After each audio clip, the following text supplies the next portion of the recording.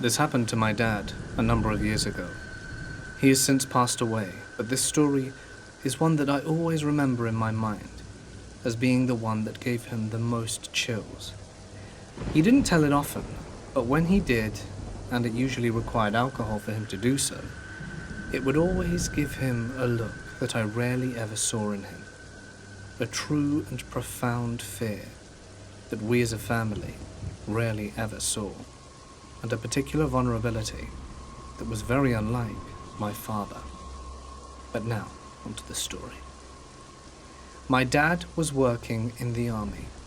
I can't say where, I don't know if I can now. In any case, he never said specifically where. This must have been at least 50 years ago. He was on patrol on some rural area of the base. He was led to believe and understand that the area had previously been somewhat inhabited. The land was repurposed as a base, and the subsequent houses in the rural vicinity were either destroyed or just left.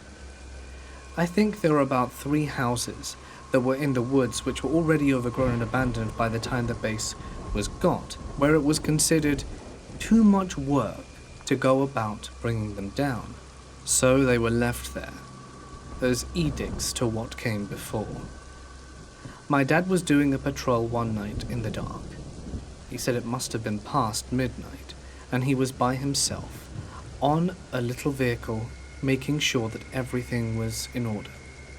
He was relatively bored and just listening to the sound of nature, when suddenly he spots something out in the woods. He jumps off his vehicle and shines a flashlight towards the woods, where he clearly sees something move. He radios in to say that he's seen movement, and he starts making his way closer.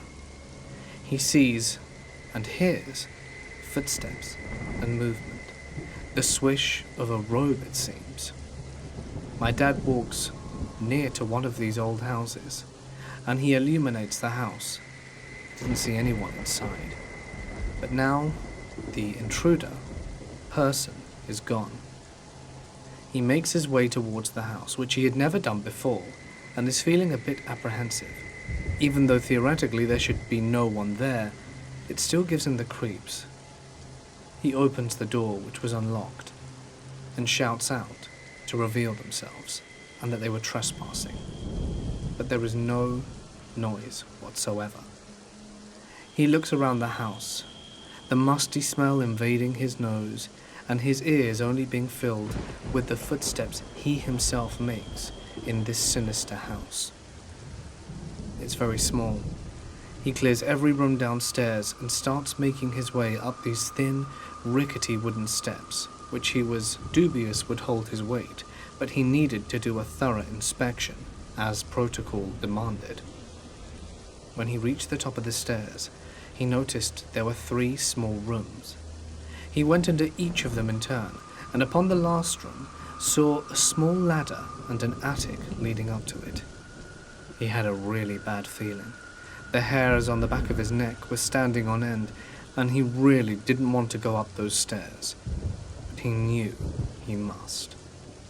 So, up he went. One of the stair rungs actually broke under his feet on his way up, which nearly gave him a heart attack, but he soldiered on. When he made it to the top, he shined his flashlight all around, and as expected, heard and saw nothing. Just a few old children's toys and sheets and stuff, nothing of real interest. He did see something though. Maybe there could be someone hidden behind the sheet. The attic was quite small, and so he made his way in and pulled back the sheet to reveal nothing.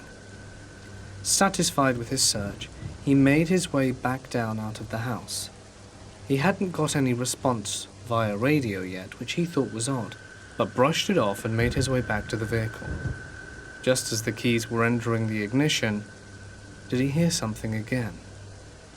He looked over and saw a shadow move.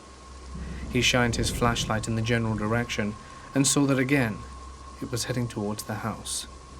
This time he ran, convinced he was going to catch whatever or whoever it was. He ran, but when he reached the house, it was gone. He used his flashlight to shine all around the house, not wanting or thinking he should go in, seeing as the door hadn't made a sound as it squeaked like hell the first time he entered. When he'd pretty much done a whole lap of the house, he decided to give it up. He wasn't sure what it was, and thought that it would be best to leave this to someone else. Just as he was rounding the house to go towards his vehicle, did he hear a light tap on the glass of one of the windows. He knew something bad was about to happen. He said he could feel a distinct chill in the air as he twisted his head slowly, and his eyes saw red eyes in the window. It wasn't so much the eyes themselves, but the dark shadow of what appeared to be a body, absolutely towering over him. It was behind the window, at least 8 feet tall. As you imagine, my dad promptly crapped himself and ran as fast as he could to the vehicle, and drove all the way back. He told absolutely no one this story. It took him a number of years before he even shared it with us. But a few years after, while out with a few drinks with a few colleagues of his, did one of them bring up the abandoned properties. They asked the usual questions about if anyone had been in one, and my dad piped up. He said he thought he once saw something while doing an inspection, but it turned out to be nothing. One of the members of the group went silent, and then asked, "Did you see the eyes? Were they red?" The others in the group didn't know what they were talking about. Something in the house, perhaps? And my dad looked him square in the eyes and just nodded.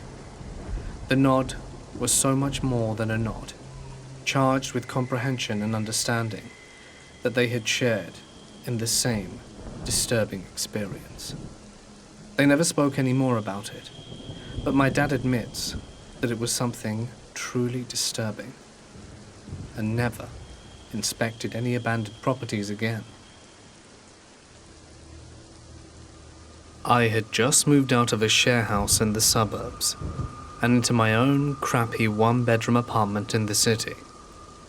I am a male, and at the time was around 25 years old. My apartment, while old and small, was located about 500 meters from one of the most popular night spots in the inner city. As I was in my mid-20s and out on my own, this was the perfect place for me. This was because my friends and I were quite social and would frequent bars and nightclubs in the city, and the taxi fares were starting to add up. Also, this new apartment was close to my work, so the move made sense. I got settled in right away and invited my friends over for pre-drinks before hitting the clubs. Due to the limited space in the apartment, this means that some friends were inside and some were drinking on the walkway just out front. We had the music up and had just started drinking, but between songs I could hear the couple next door arguing. Now the apartment was old and crappy, which meant thin walls as well, so I pressed an ear to the wall in order to listen. I hadn't met any of my new neighbors at the time, as I didn't take too long in moving in, and I didn't see anyone during. I was curious. Judging from what I could determine while eavesdropping, there were a gay couple in their early 30s. One of the men was yelling at the other to go next door and tell us to keep it down. The other was arguing that it was just a housewarming and to let it go for the night. Since I didn't want to cause too much trouble, I marshaled everyone outside to start making our way to the club, leaving my new neighbors in peace. Later that night, I came home alone as I was tired from the move and decided to let my friends carry on partying without me. I arrived at my door and proceeded to fumble around for my keys, when I looked up to see a man standing on the walkway in front of the next door apartment smoking a cigarette. He was tall and thin with brown, oily hair. I noticed that he had a cut lip and a faded but still visible black eye. "Good day," I said. "Sorry about the noise earlier," correctly assuming he was my neighbor. He replied, "Nah, you're right, mate. I'm Chris," and he shook my hand.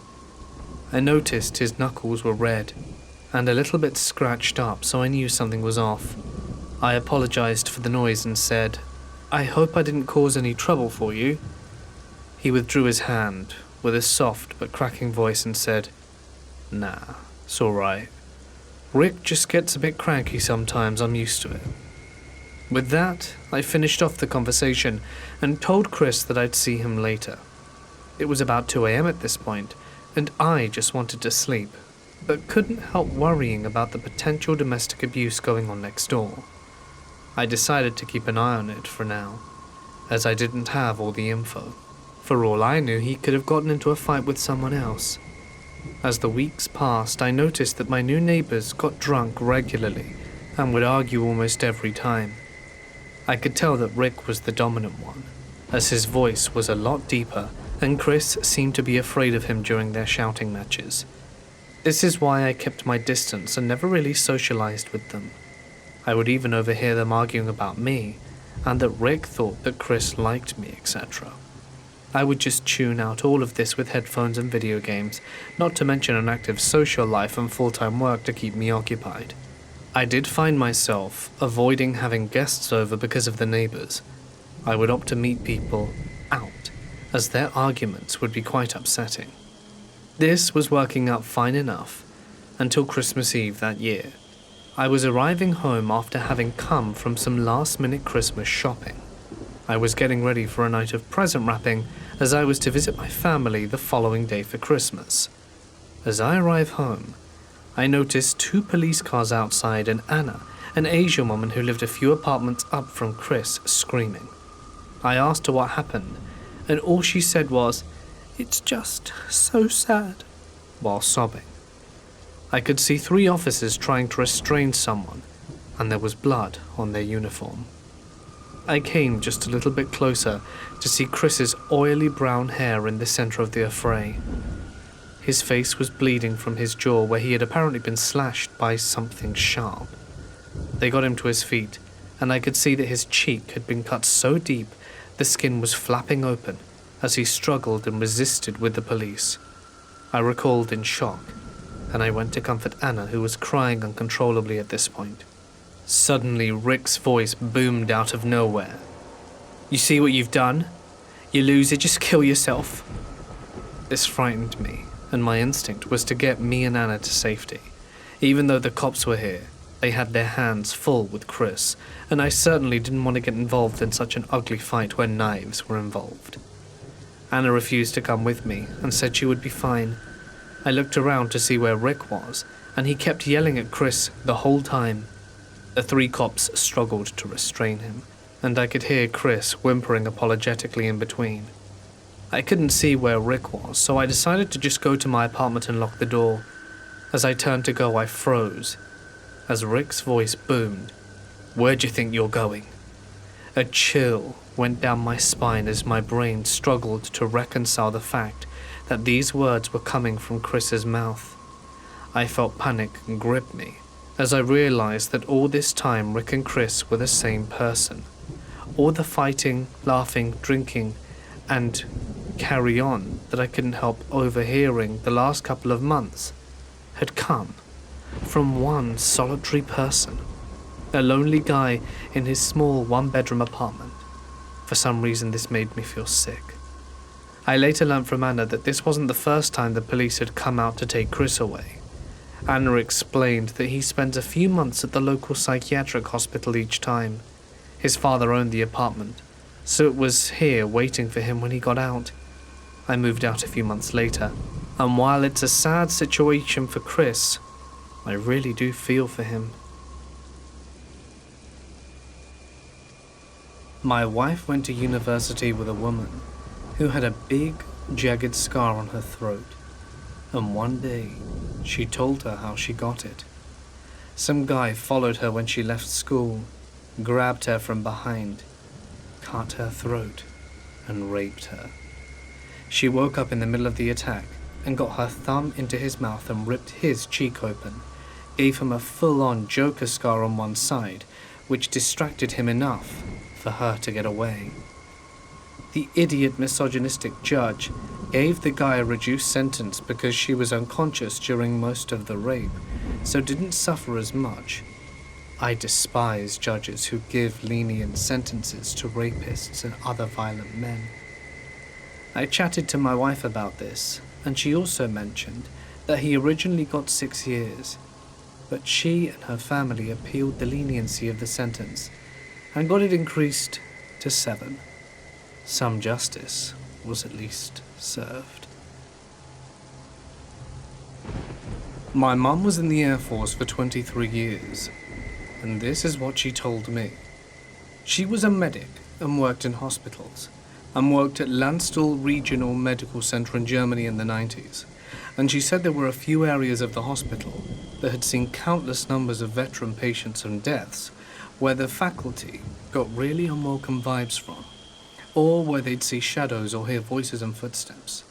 But this one time, she was in a certain wing of the hospital where she frequently worked, and she needed to go to the 4th floor, and she did so with a fellow airman since it was required that they travel in pairs, the buddy system. So they walked into the elevator, pressed 4, and oddly enough the elevator went past 4, and came back down and kept going up and down without ever opening the doors.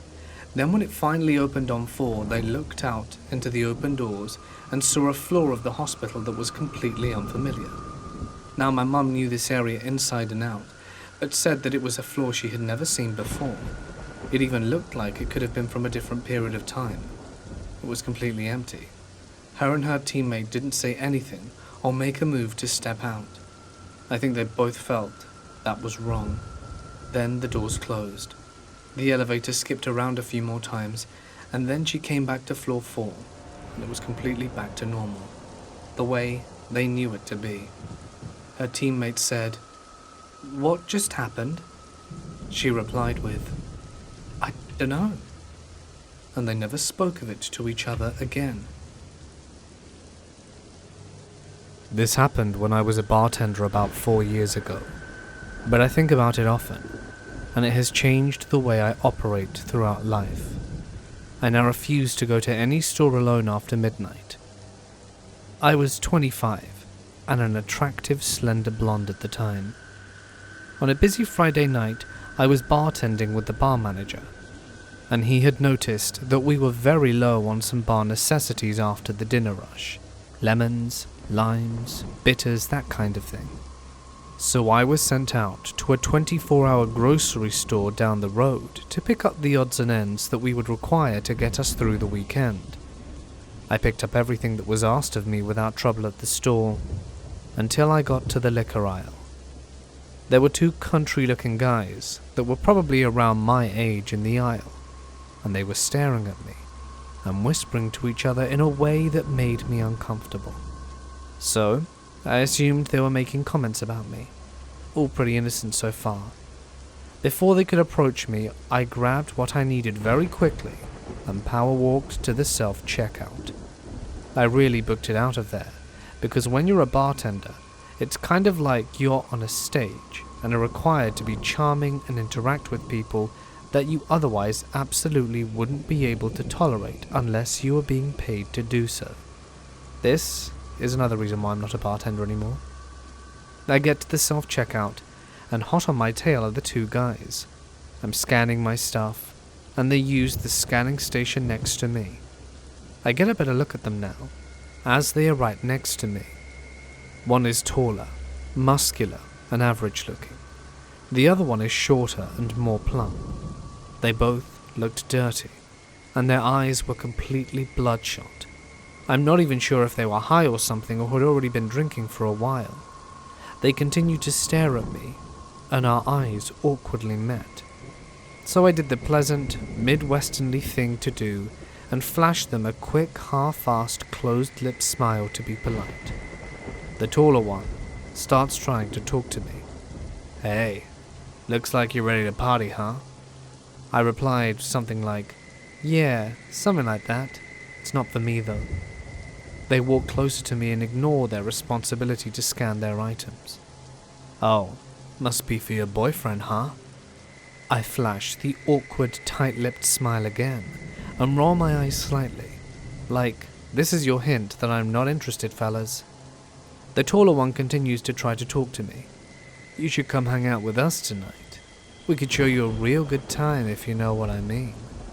No thanks, I'm good. Already have plans.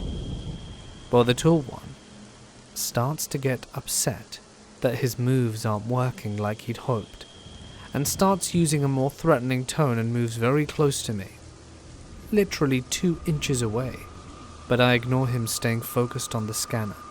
I don't think he had showered in a few days by the smell of him. He gets a little louder and says, I see how it is. You probably only screw doctors and rich men like that. You think you're too good for us? We can show you that you aren't. We can teach you a lesson. Now, I'm not sure what context he meant this in, but it definitely wasn't good. Still not looking at him, I turn away, so my body is blocking his view of my purse, which I set on the scanner, to grab my 4-inch pocket knife out and slide it up my jacket sleeve in case I need to protect myself, acting like I'm searching for my wallet. I do this, however, in view of the self-scan worker standing at her podium, and look at her with wide eyes trying to communicate that I do not feel safe and that I might need help. I turn back to the machine and slide my credit card to pay, while the creepy and hostile guys are practically standing on top of me. The machine malfunctions and starts beeping. The lady worker comes over immediately, and the guys standing next to me change their expression from, I'm planning to torture you for a few days and toss your body into a creek, to, just your friendly good old country boys making polite conversation over here. They actually tried to act like I knew them, and were friends, so the worker wouldn't be alerted to their ill intentions. They tried joking with the worker, saying I was stealing something and that's why the machine went off. The worker was definitely not buying it. She was a 6-foot-tall woman with some muscle on her. I wouldn't mess with her on my best day. She pressed a few buttons on the screen, shooting the guys a very unimpressed look when they were trying to act charming, and cancels the order completely. She turns to me and says, I'm sorry for the inconvenience, ma'am. This machine seems to not be working correctly. Why don't you gather your things and I'll ring you up at an actual register. She puts her hand on my back and gives me a wide-eyed look like I gave her a minute earlier, letting me know that she sees I'm in danger. I pick up my things and follow her to a register that's near the security office. The guys linger around the self-scan, still glaring at me, and eventually complete their purchases but stand at the exit assuming they're waiting for me. I felt like I would be walking to my death if I made it to my exit in that moment. The worker keeps a close eye on the guys and scans my items. As she's scanning, she tells me there really wasn't anything wrong with the machine I was using. It just misread my credit card, and she said, I had a bad feeling about those guys from the moment they walked in, and then I saw them getting aggressive towards you. I already rang security to be ready to walk you to the parking lot and make sure you left safely when you were ready to leave. Then, I saw you take that knife out and put it in your sleeve, getting ready to protect yourself. Good girl. As much as I'd like to see you show them, they picked the wrong girl to mess with. I'm glad I was able to pull you aside and make sure you were safe. I see them waiting by the door for you. I'll just keep pressing buttons on the screen and act like I'm having trouble with your order until they give up and go outside. Our security officer and I are both going to escort you to your vehicle when you leave. I thought to myself, this woman seriously deserves a raise. I thanked her over and over again and told her what they said to me, and I was getting afraid because I don't know what these guys are capable of. As I'm talking to her, my bar manager calls me to see what's taking so long. I explain what's happened, and he was obviously very concerned and ready to come up there himself and kick some ass. A sweet sentiment indeed. By the time I hung up, the guys had given up and walked out to the parking lot. The worker said to give it another few minutes because she had a feeling they may still be in there, waiting for me to walk out, and see which vehicle was mine so that they could follow me. My instant thought was, now way, they have to have been gone by now, but I was wrong. The worker and security guard escorted me out, and it was after midnight. so you can imagine how empty the lot was. Towards the back of the lot, there sat an old, big pickup truck running with the lights on pointed towards the store. It was a huge parking lot, and it wouldn't have made sense for them to initially park like that. So I'm assuming they moved the truck to sit that way, so that they had a full view of when I exited the store and got to my vehicle. It was like being stalked by hungry lions. When I unlocked my car and they saw that me, the worker and the guard were looking directly at them, and that I wasn't getting in my car until we watched them leave, they then peeled out of the parking lot. I mean, they seriously did a burnout to establish that they were pissed and trying to intimidate us. Poor creeps didn't get their way. I thanked the worker and the guard over and over again, as I'm certain that they had just saved my life, or at least saved me from having to live with whatever those guys were planning to do to me. I did write a long letter to the store manager and their corporate location describing how their employees protected me and how grateful I was. I really hope that earned her a promotion, bonus, raise or something. She didn't know me at all and was ready to protect me, which really isn't her job, but she did it anyway. Needless to say, I do not go late night shopping by myself anymore, and never will, again. I was by myself in the engine room of a submarine on the mid-watch. Just a newly reported sailor trying to find equipment, so that I could display my knowledge to one of the watchstanders.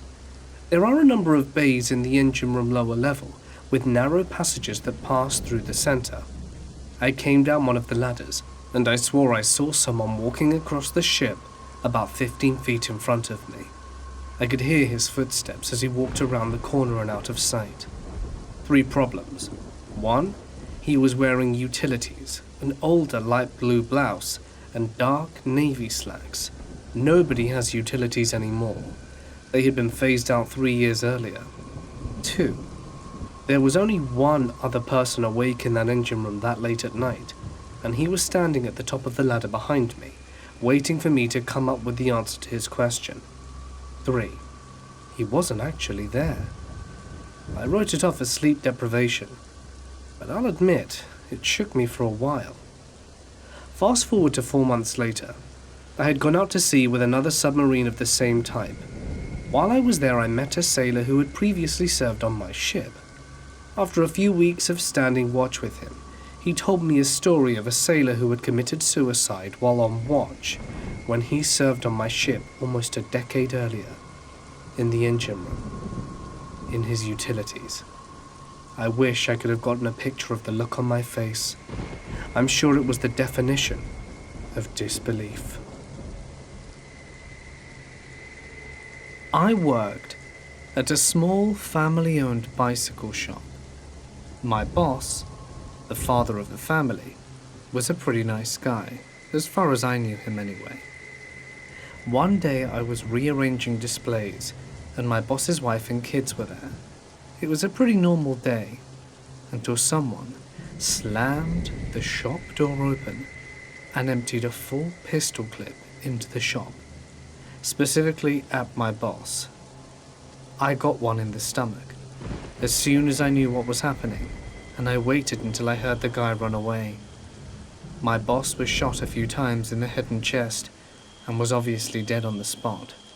His daughter got hit in the upper arm, and the wife broke her arm diving to the floor. It happened in Iloilo, Philippines around 2015. Apparently, it was about my boss not paying money he owed to the guy that murdered him, and I still don't know if they ever caught him. I used to work for the US Air Force munition system, code 2WOX1. Basically, I was just towing trailers back and forth all night. Well, one night I was alone, checking a trailer behind our conventional munition shop before grabbing it and towing it away. The trailer was parked next to the fence, and I was on the side opposite the fence. As I moved my flashlight to check the tires, it caught my eyes outside the wire. So I swept the light up and looked up for 5 minutes trying to figure out what I'd seen, thinking it was like a coyote or something since we were in New Mexico. I figure I must have spooked it, so I turned off my light, finished my hookup and left. The next day I'm talking to a buddy in conventional, and they tell me they found tracks all over behind the fence next to the building, and had to report it to the security forces, since there wasn't really a road back there or anything, as it's a secure area. Then the guy, who happened to be a Native American, tells me this story about skinwalkers and how they like to spy on people who are alone and take their souls and stuff. And I did the damnedest to never be alone there again. You know, with a base this size, there's native burial grounds that we bulldozed at some point, and definitely pissed something off. Several years ago when I was 25, I lived with my best friend at the time. Our friendship eventually started to dwindle, as it usually goes when you move in with a good friend, so she was rarely home. This night, however, she ended up staying up at our place, heading to bed early. I was a server at the time, so I stayed up pretty late, usually watching YouTube or smoking pot. This night was no different, except for the fact that my neighbors tried to take me. I'll go ahead and give you some background info on my house and my neighbors. We lived in a 3-bedroom house with 2 bedrooms and the kitchen facing the crazy neighbor. They were a younger couple living in a small mill house. They were constantly coming to our door and asking for handouts. Now normally I'd be happy to help a neighbor out, but they would come over and ask for crazy stuff. For us to fill up an old Mountain Dew bottle with water because theirs got shut off, beer, and once, literally, to ask for $1. They would constantly be knocking at our door to ask for help, and when we wouldn't answer, I'd peek through the window to see them either jacking cigarette butts from the ashtray or pressing their eyeballs against the door peephole to see if they could spot us. Anyway, there I was smoking some weed and watching YouTube on my couch when I heard a knock at the door. I rolled my eyes because I knew exactly who came a-knocking. It's 11 p.m. I checked the peephole and sure enough, the boyfriend was on my porch.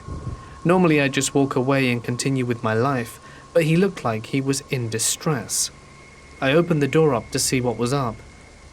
Hey, I just wanted to come over and see if you could film my engagement. I got my girlfriend a ring here in my pocket, and I need you to follow me to the backyard to film it for me. Baffled but curious, I told him congrats and said that I'd be out in a second and that I just needed to put my shoes on. I shut the door behind me and locked it. Quickly I ran to the back room that looked out onto their backyard. I peeked through the blinds to see the setup. Nothing. Pitch black darkness. No sign of decoration or anything like that. Naturally, I woke up my roommate and told her what was going on.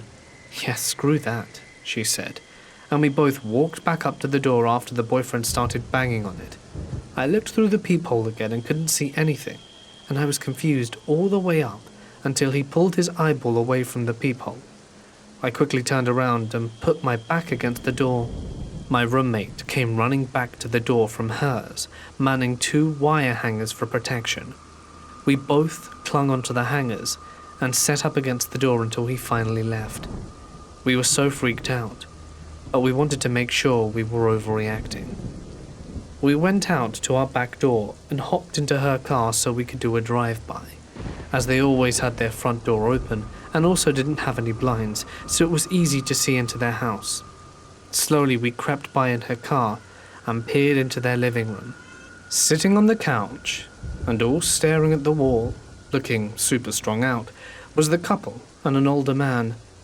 We sped off and ended up staying at a friend's house that night. I never answered the door for either of them again. One day I came home from work and an older lady was parked in their driveway.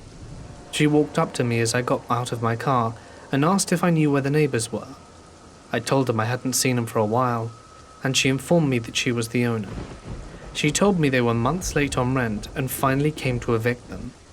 She entered the home to find it completely trashed. Needles, garbage everywhere, holes in the walls, and literal poop on the floor.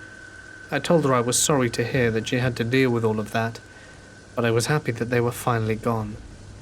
I'm not sure what was going on that night, but I'm glad that I didn't follow him into the backyard. My friend and I had a sneaking suspicion that he was going to take me, and that could have been the end of me. I work as a security/nighttime attendant at an apartment building. It's 24 stories and one of the oldest in the city. One night I'm sitting here when the phone rings at about 3 a.m. and I answer. Hello, this is Daniel at front desk. How can I help you? The voice on the other end sounds female, but was totally garbled, and the only bit I could make out was 23rd floor. I tried to tell the person that I could not understand them, and asked which apartment they were in, but again garbled a response, and I just made out 23rd floor. After the third time of trying to understand them, and the same response, I said since I couldn't understand them, I would go up and meet them in the hallway. So I go to the main elevators, and surprise, surprise, they are both on the 23rd floor. Fortunately, we have an older service elevator, and it's only on the 7th, so I call it down, get it, and hit the button for the 23rd. But it won't move and the inner door won't close. So I go to unlock the reset panel, and boom, we start going up, door still open. I'm freaking out a bit, and the elevator is shaking because it goes pretty fast and is old. As I'm ascending, I just stay towards the back, and finally, I reach floor 23. I step out, door closes just fine, and I look around the hallway. There's nobody around. I walk along, slowly trying to listen for anyone awake who might have called, but there's nothing. So now I head in the opposite direction and go towards where the regular elevators are, and when I get to them, they are just sitting there, with their doors open. I was pretty freaked out, but I knew it would just be the elevators going fritz, so I get in and figured I'd just reset them, and get them to floor 1, when I heard the sound of the back stairwell closing. I quickly get out, go to the stairwell, and lo and behold, there's no one there. But the maintenance door to the machine room is ajar, and at that time, I'm the only one in the building with a key. At the top of the building is a large machine room, housing all of the really loud machinery that does stuff in the building and allows access to the roof. I don't like going into there because it's creepy as hell, and no one ever goes in there. So at this point I'm seriously freaked out, but muster up and head inside. Hello? I shout, but to no response. The lights in this room flicker because they're terrible fluorescent, so I can't see well either. But at the end of the room I can make out the roof access door, and sure as hell it's slightly open. So I slowly continue forward, checking the space in between each machine as I walk by, to make sure there's no one there. And there isn't. I open the roof door access. I can't see anyone ahead of me on the roof, but there is a slight wraparound, and if there was a jumper or something, I needed to be sure. So I step out and leave the door ajar like it was. Almost immediately, the door is pulled shut. Now I might have written it off as wind or something, but this door is hard to shut and really hard to open. Really hard. I immediately grab the handle and hank it open, slam it behind me and run straight for the maintenance door. It automatically locks when it's closed, so I slam it shut too and go back to the 23rd floor hallway, get into an elevator, which the doors are still open for, and go all the way down to the 1st floor. I go back to the main lobby, and as soon as I sit down the phone rings. I pick it up, don't say a word, and sure as hell, garbly voice again. The only audible thing I can hear is a voice saying, 23rd floor. I hung up the phone, turned off the ringer, and spent the rest of the evening just staring at the parking garage security monitor. There's been a bunch of creepy things happening in this building. It's basically like the Overlook Hotel at night. I walked past a dark room here on the 1st floor once, and swore I saw myself standing inside it. The next night as I'm inside said room cleaning, the lights flip off, and I turn around to see a quick flash of myself walking past. There must be some creepy ghost or something playing games with me at work. Why was it trying to lure me onto the roof of the building? I can only speculate. Perhaps it wanted to throw me off. I'd like to share with you an extract from my grandpa's memoir. It goes like this. There was an incident during my time stationed in Guam back in the 1960s. I'm unable to explain very well. One day we got a call from a farmer claiming that something fell from the sky and landed on his farm. We knew no US satellites had gone down, so it was most likely Russian. We get out there to discover this small object. It was about the size of a baseball, completely clear, and on one side, it had a waffle-like imprint on it, as if it were attached to a grid. Physically, it felt like glass. We didn't know what to do with it, and one of our officers was an astronomer, so we presented it to him. He kept it as a paperweight. One day while speaking to him, I accidentally knocked the object off his desk, and it looked like it was cracked and about to shatter to pieces.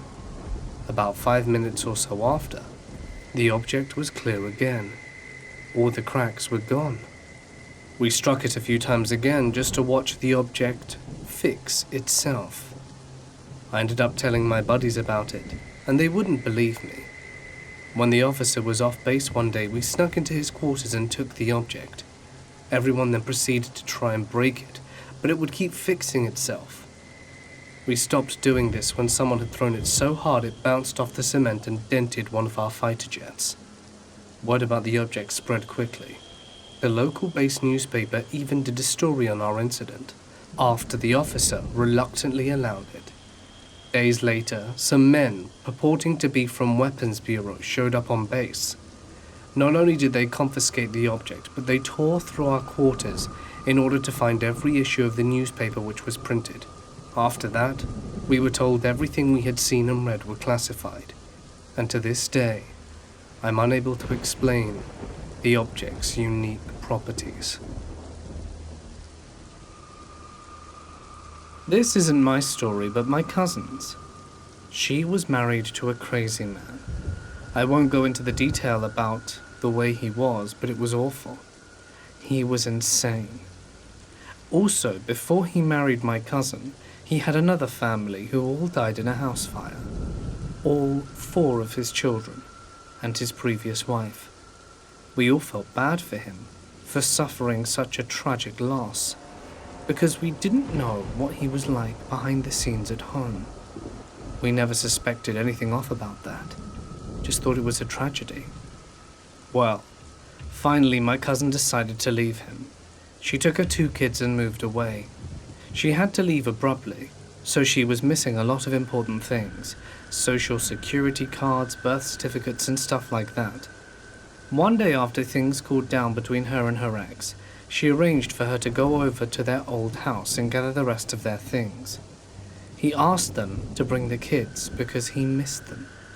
Luckily, she decided to let them stay at their friend's house instead. She went over to the house, and he was absolutely enraged he didn't bring the kids. He shot my cousin 4 times and then shot himself in the head.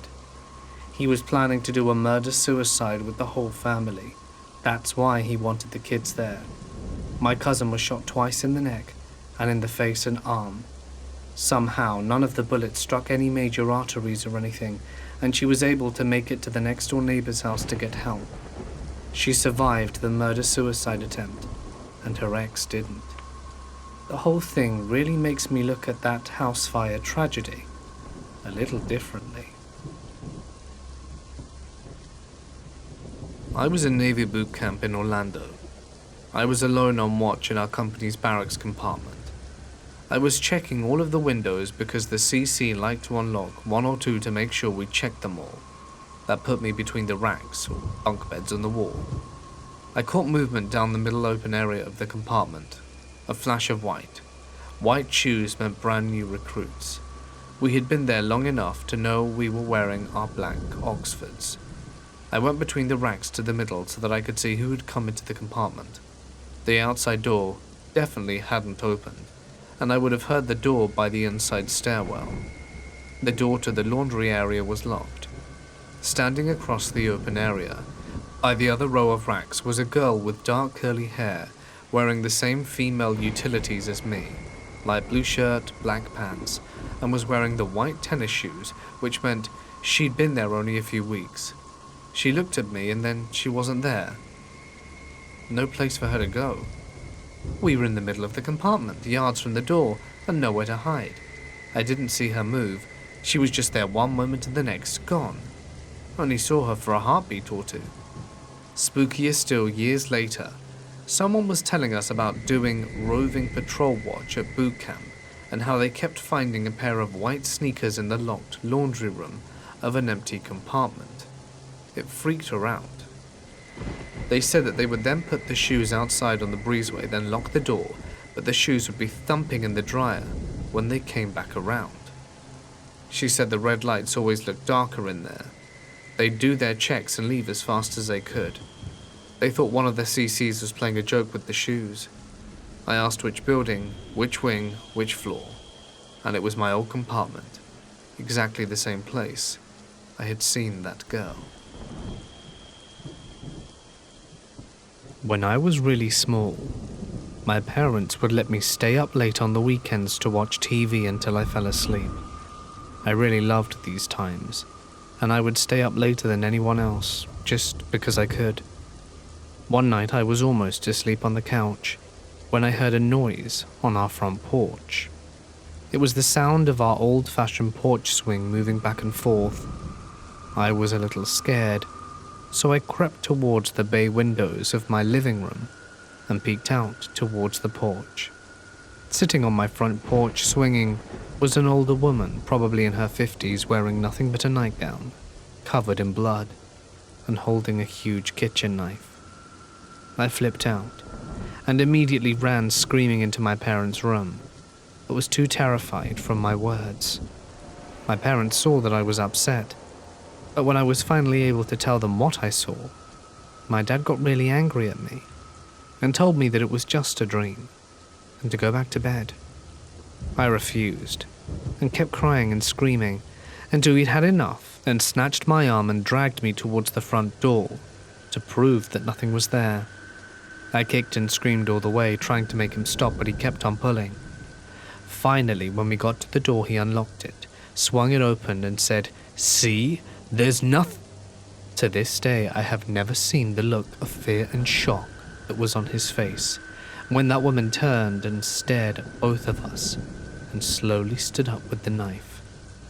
My dad slammed the door shut, got my mum to call the police while he went and got his gun. He went back to the door with a 12 gauge and cracked the door enough to stick the barrel out. He asked her what she was doing, and she said, "Somebody killed my husband, but it wasn't me." My dad told her the police were coming and she freaked out, grabbed the knife and walked away. The police found her 15 minutes later, trying to break into one of our neighbors' houses. My dad warned my crazy uncle who lived next door what was happening.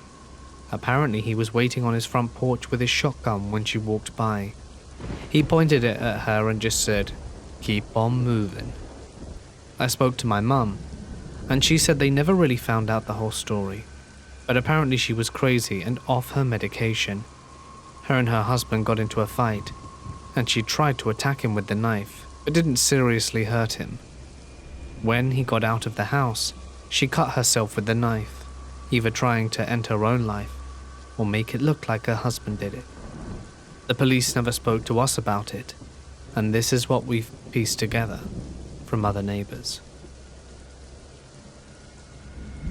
I'm a military police officer in the US Army, and have had a few weird and spooky things happen to me on my shift. 1. I was stationed at Fort Riley for my first few years. It's one of the oldest forts in the Army, and was the last stop for people heading west in the old frontier days. Half the post is from that time with buildings made of limestone blocks. I've heard talk that limestone gives paranormal activity more power, but I digress. There's a house there known among the military personnel as the Asbestos House. Supposedly there was a lieutenant that lived there during the Vietnam era, and he'd snapped, killing his entire family, and hang himself in the basement. The army cleaned it up, and a few years later another lieutenant was living there and killed his family and himself in exactly the same way. The army hasn't had anyone live there since, due to the asbestos, or that's what they say. The issue was that if there were asbestos in the house, every house in that street would have been contaminated as well. But this is the only one that had asbestos in it according to the army. We'd always get calls to the area though. The neighbours would hear noises and see lights go on and off, despite no one having lived there for over 30 years. We'd go in to investigate, only to find no one there, and no signs of anyone being there, apart from our own boot prints in the dust from prior investigations. The whole area gave off a really weird energy. My second story is from Fort Riley, which has two main roads leading from older parts of Post to the newer division parts, where the division headquarters and most unit buildings are. One is called 1st Division Road, and I can't recall the other one where this incident took place. Both these roads have really thick forests on both sides, as well as steep hills. So one day I'm called back to the station to take a statement for a missing person report. A guy comes in and says his wife has gone missing and hasn't been in contact with anyone for a few days. I take his statement and file the report. Fast forward a few months and we get a call for a car wreck off the road whose name I can't remember. An infantry company had been doing a ruck march for morning practice when they smelled something rotten. They did a quick search of the area and found a car wreck off the hill in the forest. We arrived on the scene and found out it was the missing wife. I don't know if you've ever seen a mummy without its wrappings, but that is what this body looked like. The smell was indescribable. The body had bloated and popped all over the inside of the car, and we could only identify the lady because of her ID. As patrols, our primary mission was to just secure the scene and wait for the military police to arrive and investigate. Eventually, they found that the woman had been driving drunk, flew off the road and hit a tree in midair, killing her. The car fell at just the right angle off the road that you wouldn't have seen it unless you were out of your vehicle and actively looking for it. She had been there through most of the Kansas summer and was practically skeletal at this point. It was definitely one of the worst cases I've ever seen. A third story. A few friends from my unit and I were talking about paranormal activity, so we decided to try and do some EVP recordings like we saw on TV. My friend Sergeant Cummings had a high-quality microphone since he streams games on Twitch, and we used that. We went into the basement of the barracks and set up our little outpost and tried to contact spirits. The standard, "Hello? Is anyone there?" and questions like you see on TV. We kept at it for around an hour and a half before we called it a night and went upstairs to go to bed. The next day, Cummins called me and said, "Mac, you've got to hear this." So I came by, and he's isolated several audio clips that we believe to be genuine EVPs. It was so hard to make out, but the three words we heard were Army, Society, and Mississippi. The last one still gives me chills to think about. Why? Cummings was from North Dakota, and I from Mississippi. Working in the third largest building on the planet for floor space. It's about 3 a.m. on a Sunday, and I'm walking down an aisle into the middle of my department. At this time the place was nearly vacant as it was a holiday weekend, and we had only myself and a skeleton crew of maintenance workers under my direction working in another department, all of whom were males. As I'm working by my offices on the plant floor, the power goes out, and the plant drops into the most absolute darkness I've ever experienced. Power gone, I hear the various machines spinning down to rest, and the silence becomes overwhelmingly relative to the background noise I'd gotten used to. The faint sounds of running water become evident in the moments after the blackout, while I'd begun searching my pockets for my phone and the flashlight it offered. As my hand found the phone, a scream erupted from somewhere nearby. Muffled and distant, it was the kind of scream you hear from a 5-year-old girl in her first haunted house, as the bloody clown steps around the corner and fires up a chainsaw. It startled me so badly. I immediately dropped my phone into an alternate dimension. The scream continued, a constantly fading note that seemed to be moving away from my position. Panicked and terrified, I fumbled around the dirty floor for my phone and found it seconds before the emergency lights lit up the plant with the eerie glow of yellow light. Sweat beaded on my forehead as I looked around me. Muscles tense, and ready to defend myself against whatever this was. I tried to radio a few times before I realized that the power outage meant the digital frequencies were useless without the receiver up in the main office. I started to move through the various production lines towards where I assumed the scream had originated, mind working furiously. I had no women in my crew tonight, and we were the only people allowed in the plant. So where had the scream come from? Details began to press into my mind that I hadn't noticed before. The apparent youth of the voice behind the scream made no sense, and it was a scream of pain, the kind you cannot even attempt to control. It had faded away from my position gradually, and then trailed off as if she had run out of breath. As I stepped towards 2 products on one of the final assembly lines before a wide open space in the next apartment, the emergency lights dimmed, that audible electricity buff filling the space around me. Struggling to understand what was happening, my senses were again knocked askew when the normal plant lights blazed to life above my head, leaving spots across my vision for a moment, and forcing me to raise a hand to shield my eyes. As the shadow crossed my vision, I saw it, or rather, I saw her, only for a moment. She stood there, hands outstretched towards me, a vague outline partially hidden behind one of our products.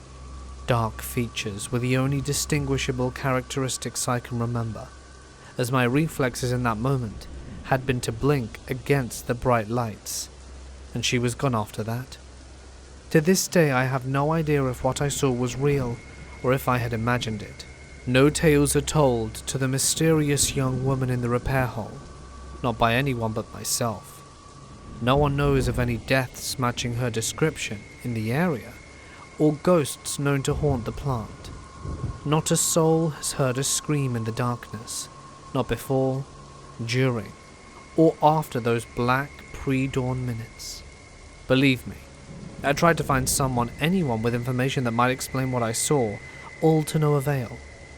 I'm left wondering, with a memory more crisp than any photo I've seen, of that young woman standing in the distance, her arms stretched towards me. Needless to say, I did not revisit the location of said event, ever, because notes don't get any bigger than that. This is a story that my cousin shared. He had joined the army and was stationed as a craftsman, basically a private in the engineering division, and he had signed up as a mechanic for an apprenticeship. They were sent to Thailand for some kind of training and had a weekend off. Naturally, they went and got absolutely smashed at the bar. The night was over, and they were walking back to their accommodation along the beach, when a Thai man walked up to them and pulled a gun. He was attempting to rob them. In my cousin's words, had he not been so absolutely hammered, he would have just given him his wallet and walked away. Instead, his drunken ass wrestled the gun out of his hand and just yeeted it into the ocean. Then he shoved the dude onto the sand and laughed before walking back to the accommodation, realizing how absolutely idiotic he had been the next day. I mean, he was savage and incredibly lucky, but there's a very good chance he could have ended up dead and forgotten, on a beach somewhere there. My grandfather was a pilot in the Turkish Air Force way back, and being part of NATO, they sent them to Canada to attend Air Force Academy. Just to give you some context, he is very uptight and serious, often the reason being a soldier comes into play. He is the reason why I know a lot of astrophysics. He guided me to science and facts his entire life. Rest in peace, Grandpa. Anyway, he told me he and the rest of the school, including the flight instructors, witnessed a UFO hovering above the main building. He says it came too close to the ground and it was basically impossible not to notice. Then, just as baffled as people are, the UFO shot up straight almost instantly. Must be pulling G-force that would have easily killed a human being. I never saw a UFO with my own eyes. Every object I've ever seen in the sky had an easy explanation. Some took longer to realize, but now it comes to me very naturally. I am a little skeptic about the whole aliens visiting Earth thing, but science says it's not impossible. Fermi's paradox can easily be solved. I also spoke with my mother, as it was her father, and she gave me a few more details that I can remember. It was during the winter of 1958, and after the meal my grandfather didn't like to talk about these things in general. Only after I pushed him hard did he spill more details, but I forgot some of them. Thanks, Mum. I was in the National Training Center at one of the military's training facilities. There are mock towns and villages here, some rumored to be haunted, which may be true. My platoon and I spent the night at one of these mock towns due to rain and flooding at night. I forgot to mention this is a desert with mountains and hills. Well, we took shelter from the rain in a building that was quite lengthy, and it was 2 stories and had an upstairs patio that also led to more stairs to the roof. As we explored the building as we had nothing else to do, we see furniture and a bit of flooding upstairs and downstairs. After a while we go to bed, and a lot of us were sleeping in the entrance room, and 5 of our soldiers were sleeping in a room towards the back of the building. Come midnight, 30-ish of us were awoken by some loud slamming noises that came every 3 minutes or so. Mind you, there was no wind because all the doors and windows were shut. There's also no electricity in these buildings, so no aircon. The slamming noise goes on for some time, but let me tell you that someone screamed out in anger, and all abruptly it stopped for a minute. Then, a lot of heavy sliding upstairs began to happen. The noise was loud, very loud, as if someone or something was pulling furniture or anything heavy around. No one had the guts to go check it out, because as we always say, that's how they die in the movies. I had this neighbor kid I used to play with, a complete psycho. I was 4 or 5, and he was a year or 2 older than me. One day he convinced me to walk well beyond the distance that my parents allowed me without an adult. He wanted to show me something, he said. We arrive at a small lake. He pointed at the water and said, "Look, there's tadpoles in there. Let's catch some." "We don't have a net. You have to jump in and catch them with your hands." I told him I couldn't swim, but he insisted. He told me he pulled me up if I were drowning.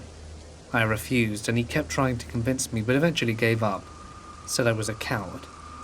A friend of my mum's saw us on our way back, and my mum wasn't very happy about the situation when she found out. 11 years later, I transferred schools and ended up in the same class as him. I figured my childhood memory of him was exaggerated. We spoke about the childhood memories. He told me how one of our neighbors, who was a cop, had screamed at him for no reason because he was playing with a cat. Remember this? I told him it was nice to see he had so many friends. He responds, "Friends? They're not my friends, they're kids.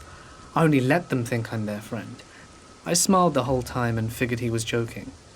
I later told my mum about having met him and she went quiet. I told her that he seemed to have turned out all right and said nothing more. A couple of weeks later I brought it up again. She said, "As a mother, I'm never able to trust that boy, and you shouldn't either. She went on to tell me how I wasn't able to sleep and cried a lot at night when I was a young kid, reason being that he had told me he was planning on burning down our house and murdering me and our family in our sleep. And about our neighbours screaming at him. Turns out he was actually torturing the poor cat. After that, I avoided him. Thinking back, his behaviour was off even as a young adult. He was clearly manipulative and lacked empathy. I'm pretty sure he wanted to drown me that day and wanted to make it seem like it was an accident. Many of the things he did are the telltale signs of a young serial killer.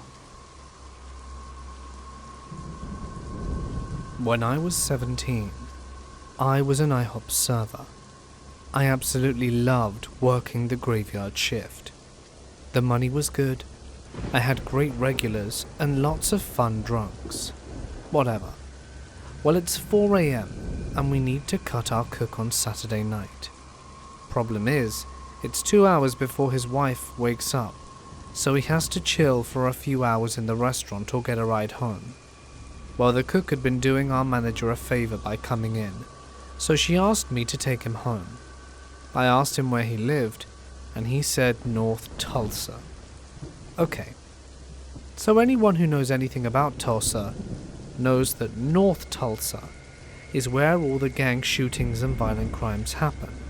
South Tulsa is where all the rich people live, and where we were.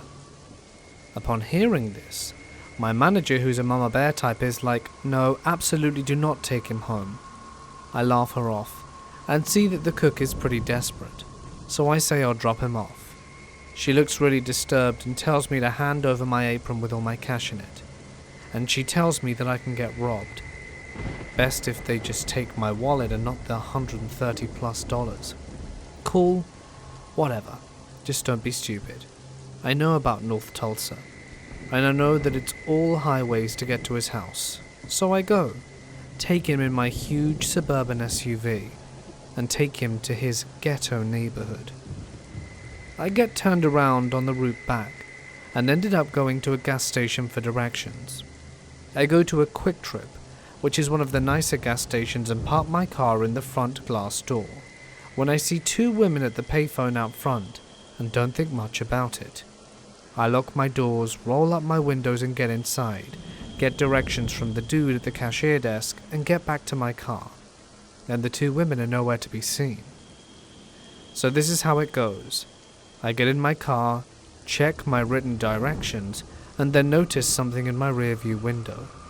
I turn around, and there are 2 people crawling out from my back seat into the seats just behind me.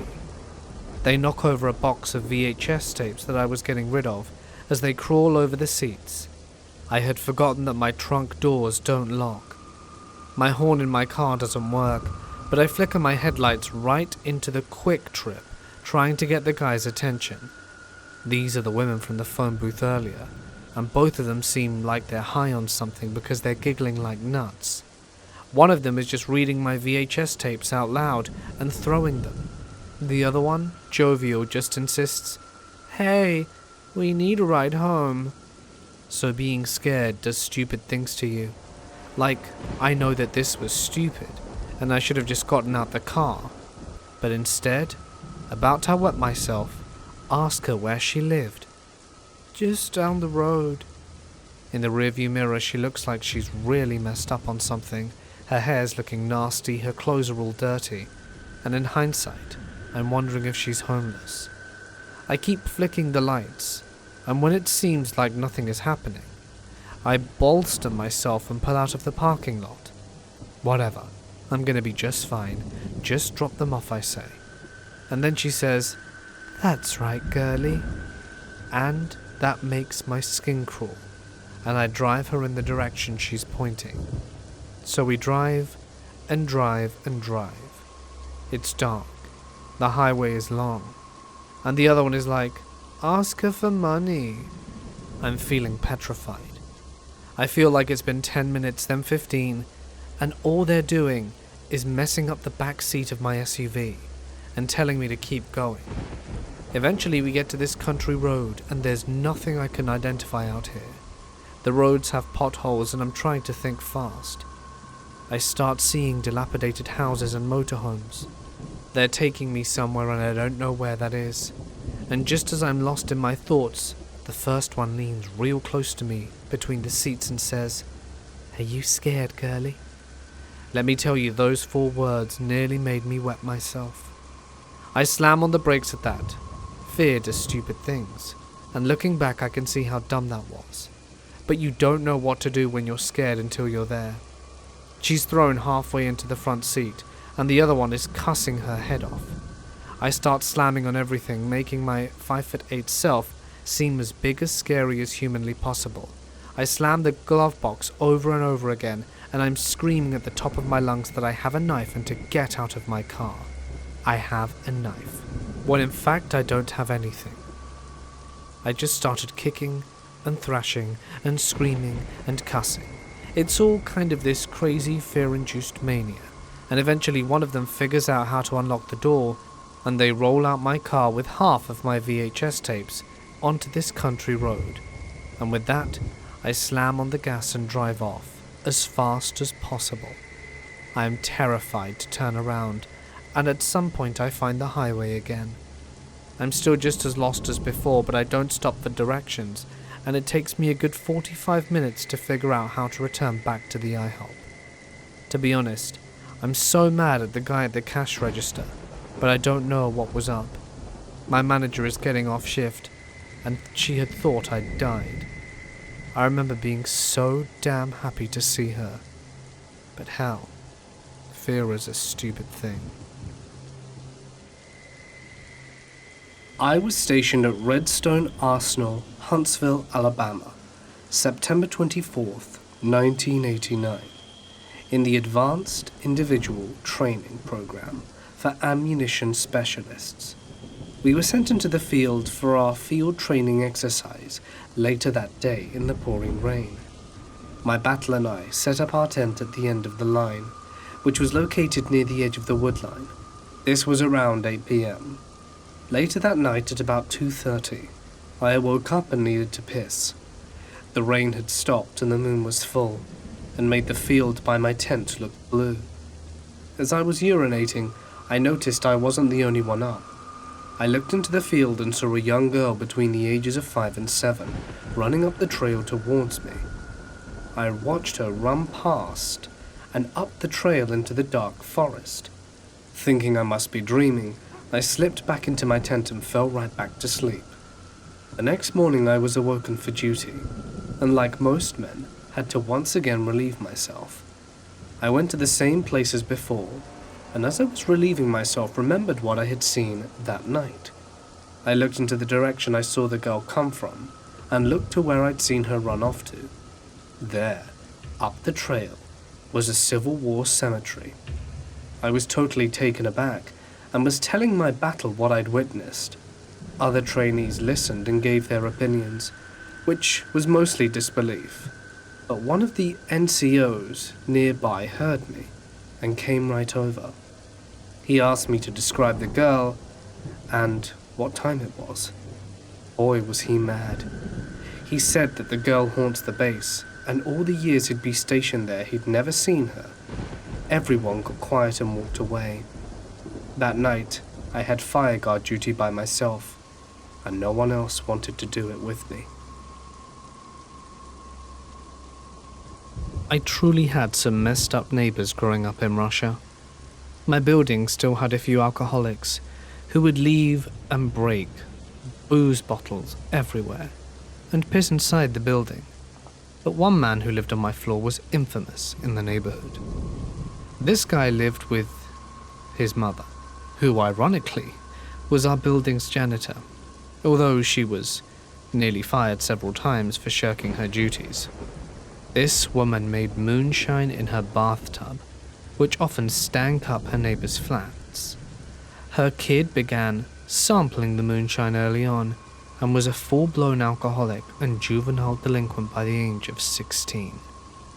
He soon moved on to heroin, and began beating his mother for her tiny janitor's salary for drug money.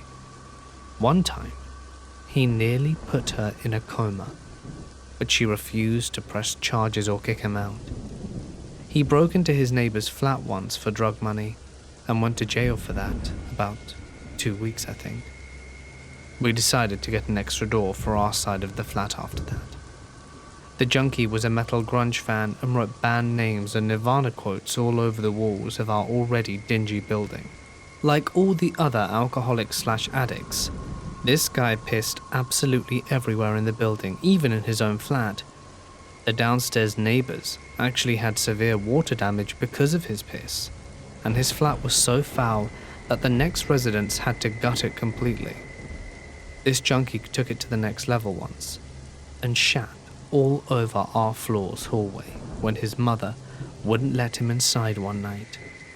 My grandma and the building's other residents demanded for years that this individual be removed from the building to no avail. His own mother, whom he physically abused, defended her precious son at every turn and refused to kick him out or even to send him to rehab. Eventually they fell behind on their utilities and had to relocate to a smaller flat elsewhere in town. They lived there for maybe a year, until, rumor has it, the junkie killed his mother. No one knows what exactly happened, but the junkie was taken away by the cops when his mother died, and he was never seen or heard from again. When I was working as a cop on a military base, I loved working night shift. Didn't deal with 99% of the stuff that day shift dealt with, and what little stuff we did deal with was usually really uninteresting. Well, most every building on base is alarmed, and the alarms are tied right into the desks, so we know the instant they go off. When we get an alarm activation, we close the base, go check the building, pull on all the doors and see if we can get in. If we can, we go into the building and secure it, check all the doors and corners to see if anyone has set the alarm off. Well, one night, I was on patrol with my alpha, or partner, and we get called to respond to an alarm activation at the elementary school.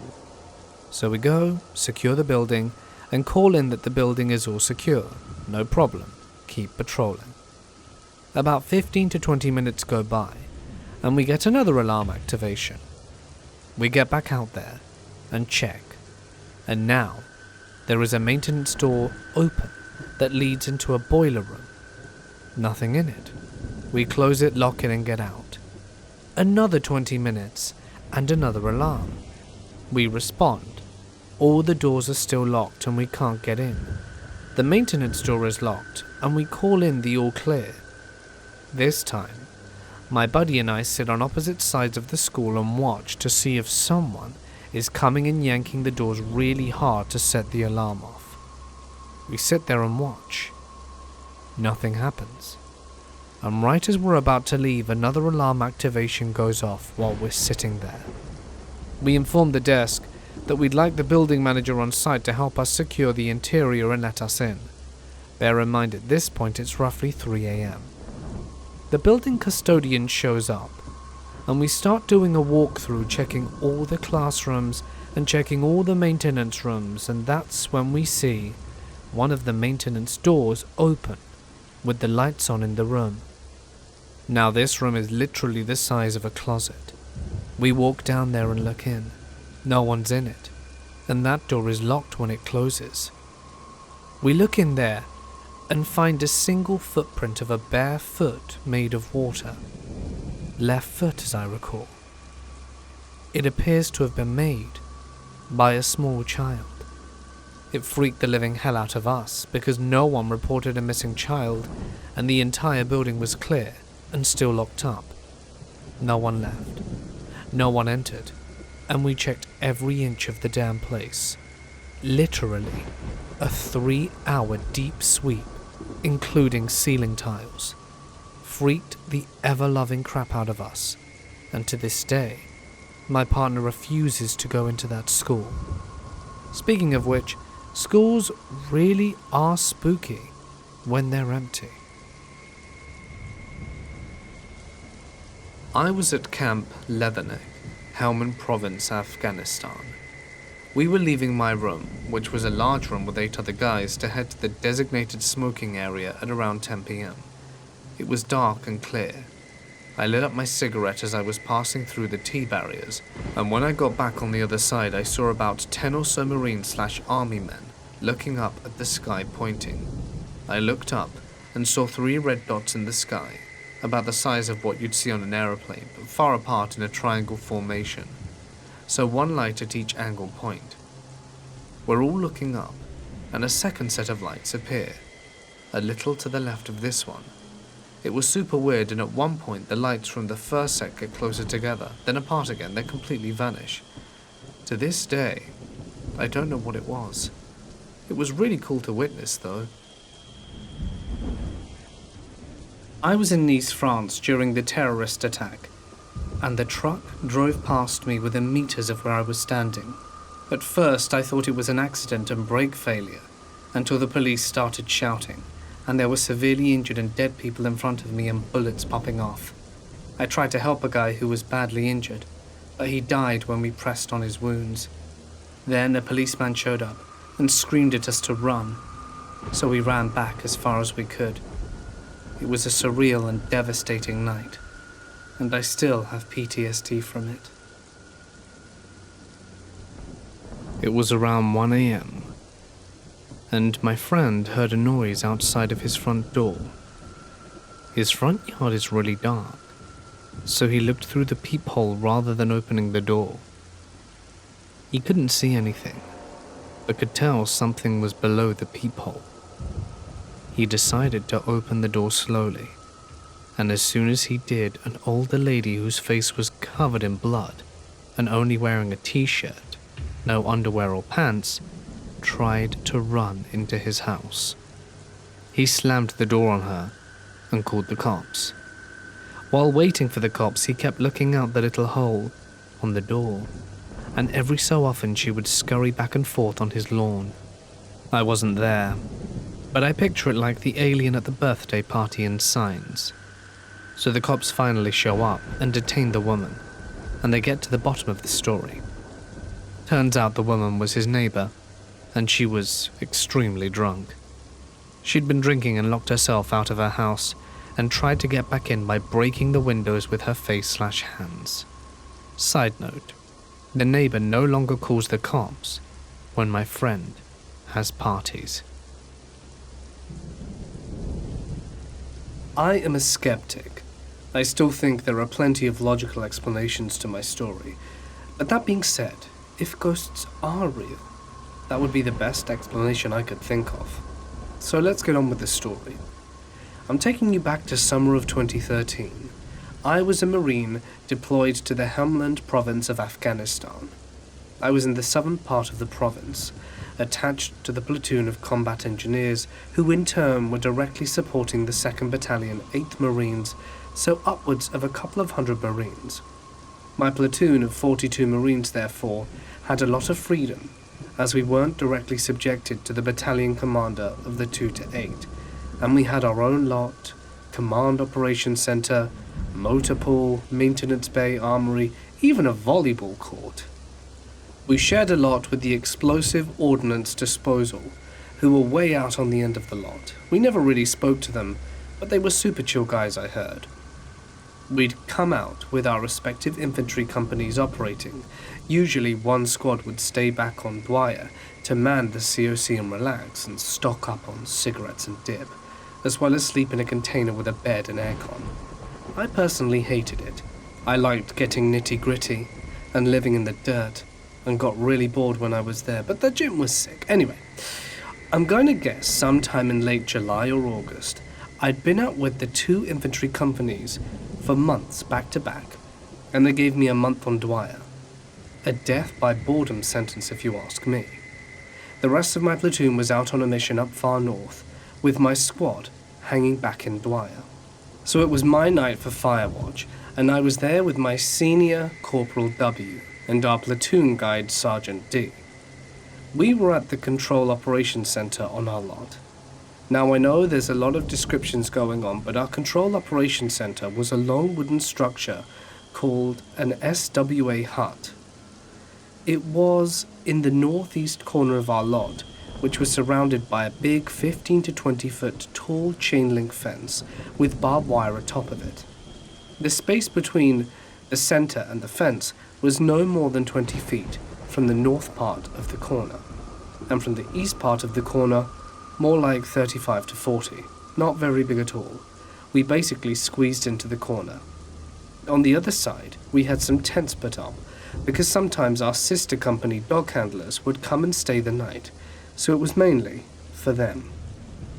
So I was at the end of the SWA hut, right by the door opposite of the other door by the other side.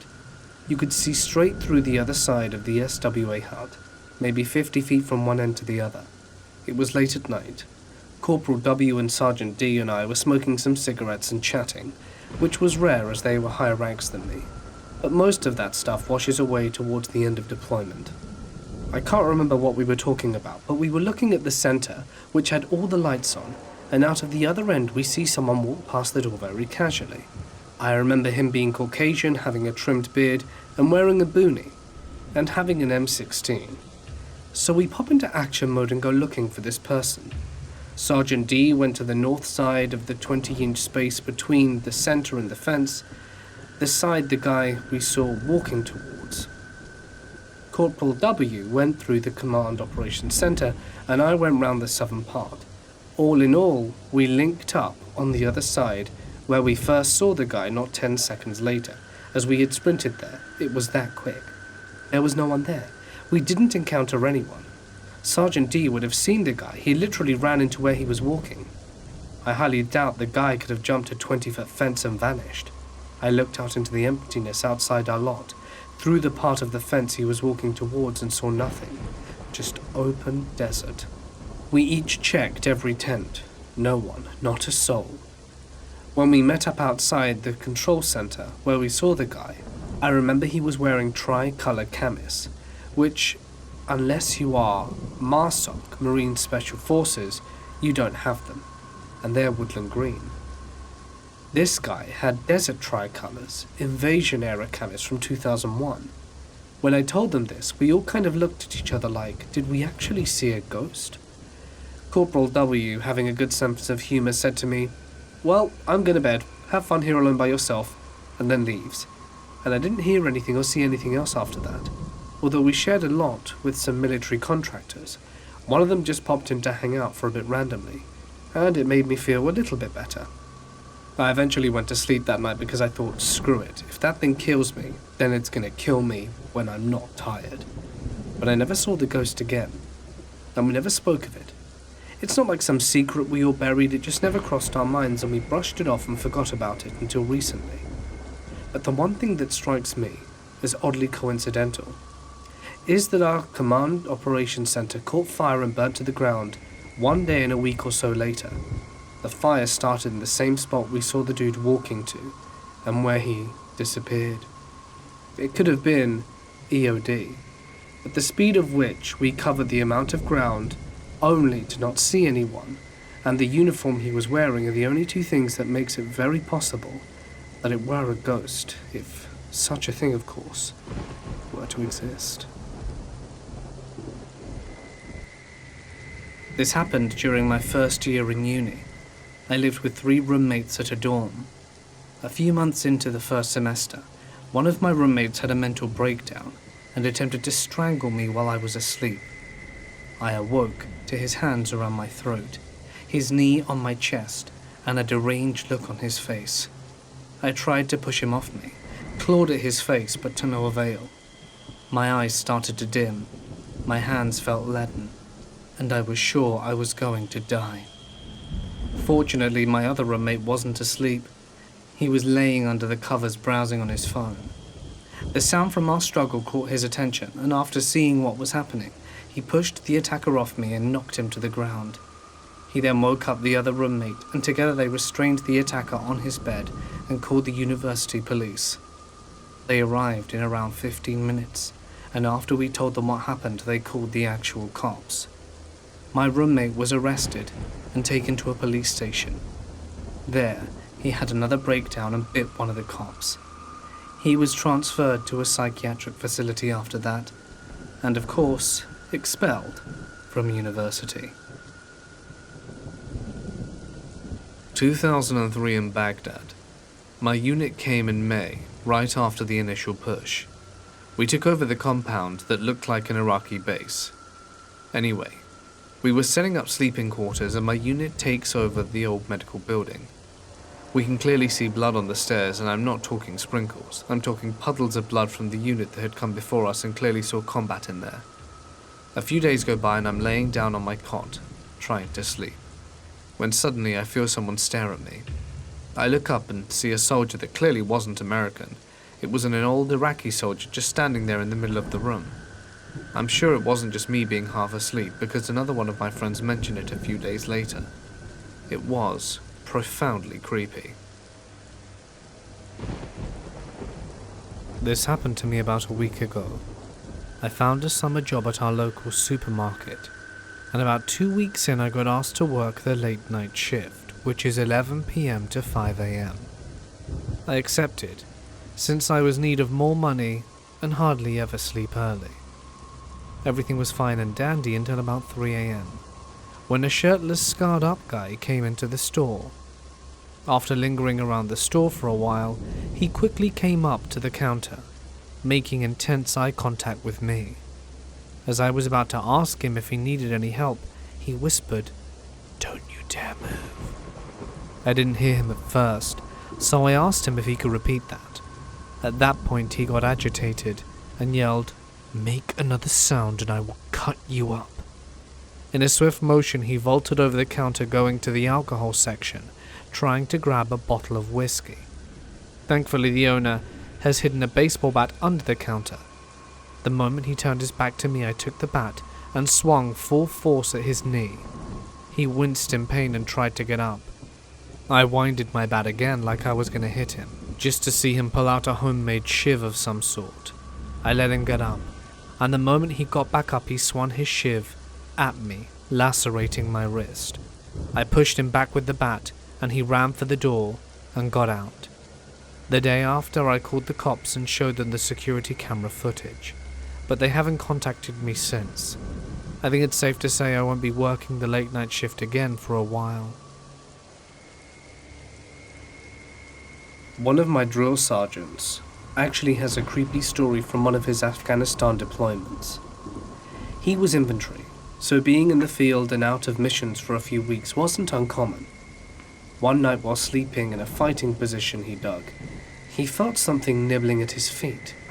He woke up and kicked it off, and what he saw wasn't any type of marsupial, but a little humanoid figure he could only describe as looking just like Gollum. But being in the field with little sleep, he chalked it up to seeing things. A few days later, he and another guy on watch. The other guy pointed out something and said, "What the hell is that?" and pointed at a stone wall in the distance. My drill sergeant looked through his binoculars, and crawling across the top of the stone was the exact little humanoid creature he had encountered nights before. This happened to my mum. A man entered her house just before lunchtime and stabbed her and the maid multiple times. He also kept punching both of them while stabbing them. Eventually he got tired and left. My mum played dead, and then, when she was sure that they were alone, she checked on the maid to see if she was still alive. Both of them survived the attack, but the police never found the guy. The thing is, my mum knows the guy. See, she owns a flower shop and had 2 people working for her. One of them is a nice gay guy, and that guy had a boyfriend. It is the boyfriend who attacked my mum, and my mum told me that he was high and looking for money. It seemed like his boyfriend didn't want to give him money that day, so he decided to attack his boyfriend's employer instead. Since then, my vibrant, outgoing mother became a recluse, and she developed serious health conditions. She is also always in a state of pain, which led to her becoming dependent on pain meds. The meds ruined her livers and kidney, and now she is undergoing dialysis for it. All because some stupid idiot couldn't stand not having a little bit of money for the day, instead of going out and earning it. I'll never forgive that guy. I'm in the Navy, and about 15 years ago I was standing watch in a submarine engine room. We were underway, and I can't for the life of me remember where to or from, or if we were just making circles. It was the mid-watch, and I sat down to catch up on some logs. That's when I heard a woman's voice. This was long before we had women on subs, and felt the hairs on my neck stand straight up. I got up and looked around to find the others, who were all talking or doing their daily tasks. I thought maybe I had dozed off and dreamt it. I sat back down and heard it again, and it sounded like it was coming from outside the hatch I was sitting under. I said screw this out loud, and went to just be around the other guys on watch. I still get chills just thinking about it now. I was living on Camp Lejeune for a spill. One night we went out to Camp Johnson and decided to walk through the forestry area of the base. Upon walking, we kept hearing screams and seeing weird things such as orbs, and there was just this overbearing feeling of, well, I can't really explain it. We ended up walking off the path, and that's when we see a woman dressed in white. It was very scary, and I couldn't move any further, so I did the only logical thing and ran. Later I found out that me and my group of friends were not the only ones who had seen the lady in white. My mum had this neighbour who pretended to be weak from cancer/chemo, so her landlords couldn't get mad at her when trash bins were full and the lawn was filthy. She even went as far as shaving her head and fake a limp, got a cane and everything. Mum baked some cookies and offered to take care of her bins and lawn. The neighbour then spills about her scam. My mum, now enlightened about my neighbour, the fault in our stars, bullcrap, and tired of the trash blowing into our yard, called the landlord. The neighbour wasn't happy and would blast music at ungodly hours of the night to get back at my mum. Mum would get frustrated because she worked late and left early, filed a noise complaint to the police arrive, and neighbour claims my mum, an old Asian lady, punched her in the chest. Neighbour wants her arrested. Mum shows cops our security cam footage, no mum punching, but instead finds the crazy neighbour kicking her 9-year-old daughter out in the middle of the night. The 9-year-old is banging on her door, and my mum comes out to check on the noise and tries to bring the hysterical girl inside at 2 a.m. The neighbour comes out and sprays her with the hose. The neighbour was taken away, and the daughter was sent to live with her father. Some neighbours are the worst. My mum was incredibly abusive to me, and on one occasion when I was around 12, she came into my room while I was sleeping. She crept over my bed and looked down upon me. I hadn't been stirring. That is when I felt something pierce my chest. She stabbed me with a kitchen knife, puncturing my lung, which I didn't know at the time. Obviously, this woke me up. I just rolled out of bed and ran around the house screaming. Someone on our road noticed and called the police because of the noise. Just before the police arrived, she started choking me and I lost consciousness. I later woke up in the hospital and mostly recovered. She is now in jail. This is not the only time that she tried, but it was the most dramatic, and the only time she came this close to actually ending my life. If the neighbor hadn't have called the cops, I don't think I would have been able to tell you this story today. This is my dad's story. After he was done in Vietnam, he was stationed at an Air Force base in Greenland. They had bad blizzards often there, and when they came through, the base shut down and every section of the barracks would take roll call. These blizzards are intense. There were cables running between all buildings. You attached to a person with carabiners, so if there was a sudden whiteout, you didn't get lost and die. They had people die literally 20 meters from shelter because they got lost in bad weather and froze. He said for about 5 months, every time they locked down for weather, they would hear horrendous screaming outside. Everyone was accounted for, so they didn't risk sending anyone out to investigate, and they wrote it off as an animal. However, every time it was heard, the engine room would be wrecked. Tools everywhere, paperwork all over the floor, tables and toolboxes knocked over. Even one time, a 1,000-pound jet engine had been lifted from its workbench crane and smashed almost 30 feet away. The hangars and engine room had cameras covering every single possible entrance with spotlights that made them clear even in a whiteout. No animals nor people were ever seen entering or leaving those buildings. And then one day, it just stopped.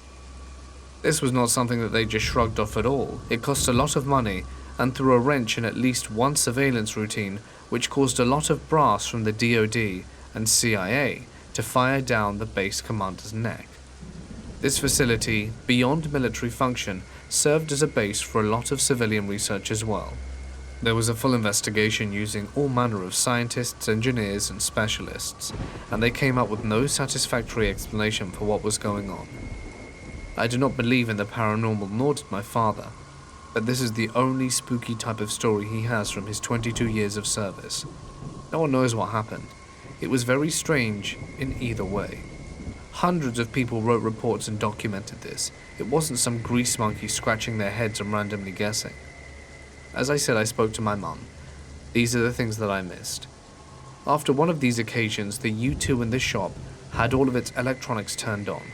Many of the systems in this plane were specially built for this airframe and this particular crew's mission. The systems were complex and archaic. Very few people knew how to operate this machinery, and the only ones on base that could were 2 engineers and its crew. It wasn't a simple matter of hitting buttons and flipping switches and stuff. Another time, 3 barrels of hydraulic fluid vanished and were never found. They doubted the screaming noise was wind because it came in short, irregular bursts, and winds never produced these sounds again. They theorized it was a polar bear, but if it was, its coincidental timing was extremely uncanny. Lastly, Control picked up a bunch of weird interference and anomalous readings that, again, had the uncanny timing of happening only when this was going on, but they were never able to reproduce these errors in a controlled manner. It's creepy, bizarre, and may or may not be supernatural. I'll leave that down to your own judgment. There was a girl in the village of my parents' vacation home who was known to have mental health issues. My family never judged her for it. Both my parents are teachers and used to deal with slow students that say some wicked things every now and then. When I was 2, my parents went on vacation, and so did that girl's family. The girl was 12. Both families were having lunch together, and my parents left the girl to play with me. When my sister, 9 at the time, went to look for me, I was being drowned in a water tank by said girl, who was just looking at my sister smiling, saying some weird things. My sister screamed and my parents and the girl's family went to the rescue in just enough time to save my life. I have no memory of this, so all I know of the story is from what my family told me many times. I haven't actually ever met this girl.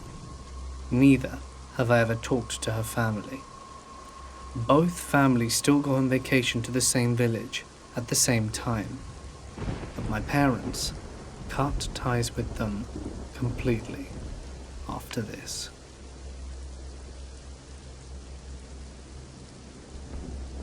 This night took place a few years ago, while my father and I were living in a small rural town in Alberta. I was fairly new in this town and didn't know anyone but my dad and co-workers. I had found a job as a key holder in a liquor store that closed every night at 2 a.m. My store was located in between a pharmacy and a grocery store, a place well lit, where I felt safe most nights. Not knowing yet that this town was actually known for its drug problem and random creeps. But anyway, on this particular night, my coworker and I had been working late. We needed to finish unloading pallets of liquor, since we had another shipment coming in the next morning. And at the end of the night around 3:30 a.m., I told my coworker that she could leave, and that I was going to take care of closing down the store, which basically meant counting the till and cleaning up, as she was exhausted, and I had the keys of the store anyway. After she left, I quickly finished my tasks, took all my stuff, and called my father. At the time, I didn't have a car, and my dad would come pick me up every night and bring me back home, which was maybe a 10 to 15 minute drive to my workplace. I have an amazing father. In return, I always made sure to be ready and to wait outside the store for his arrival.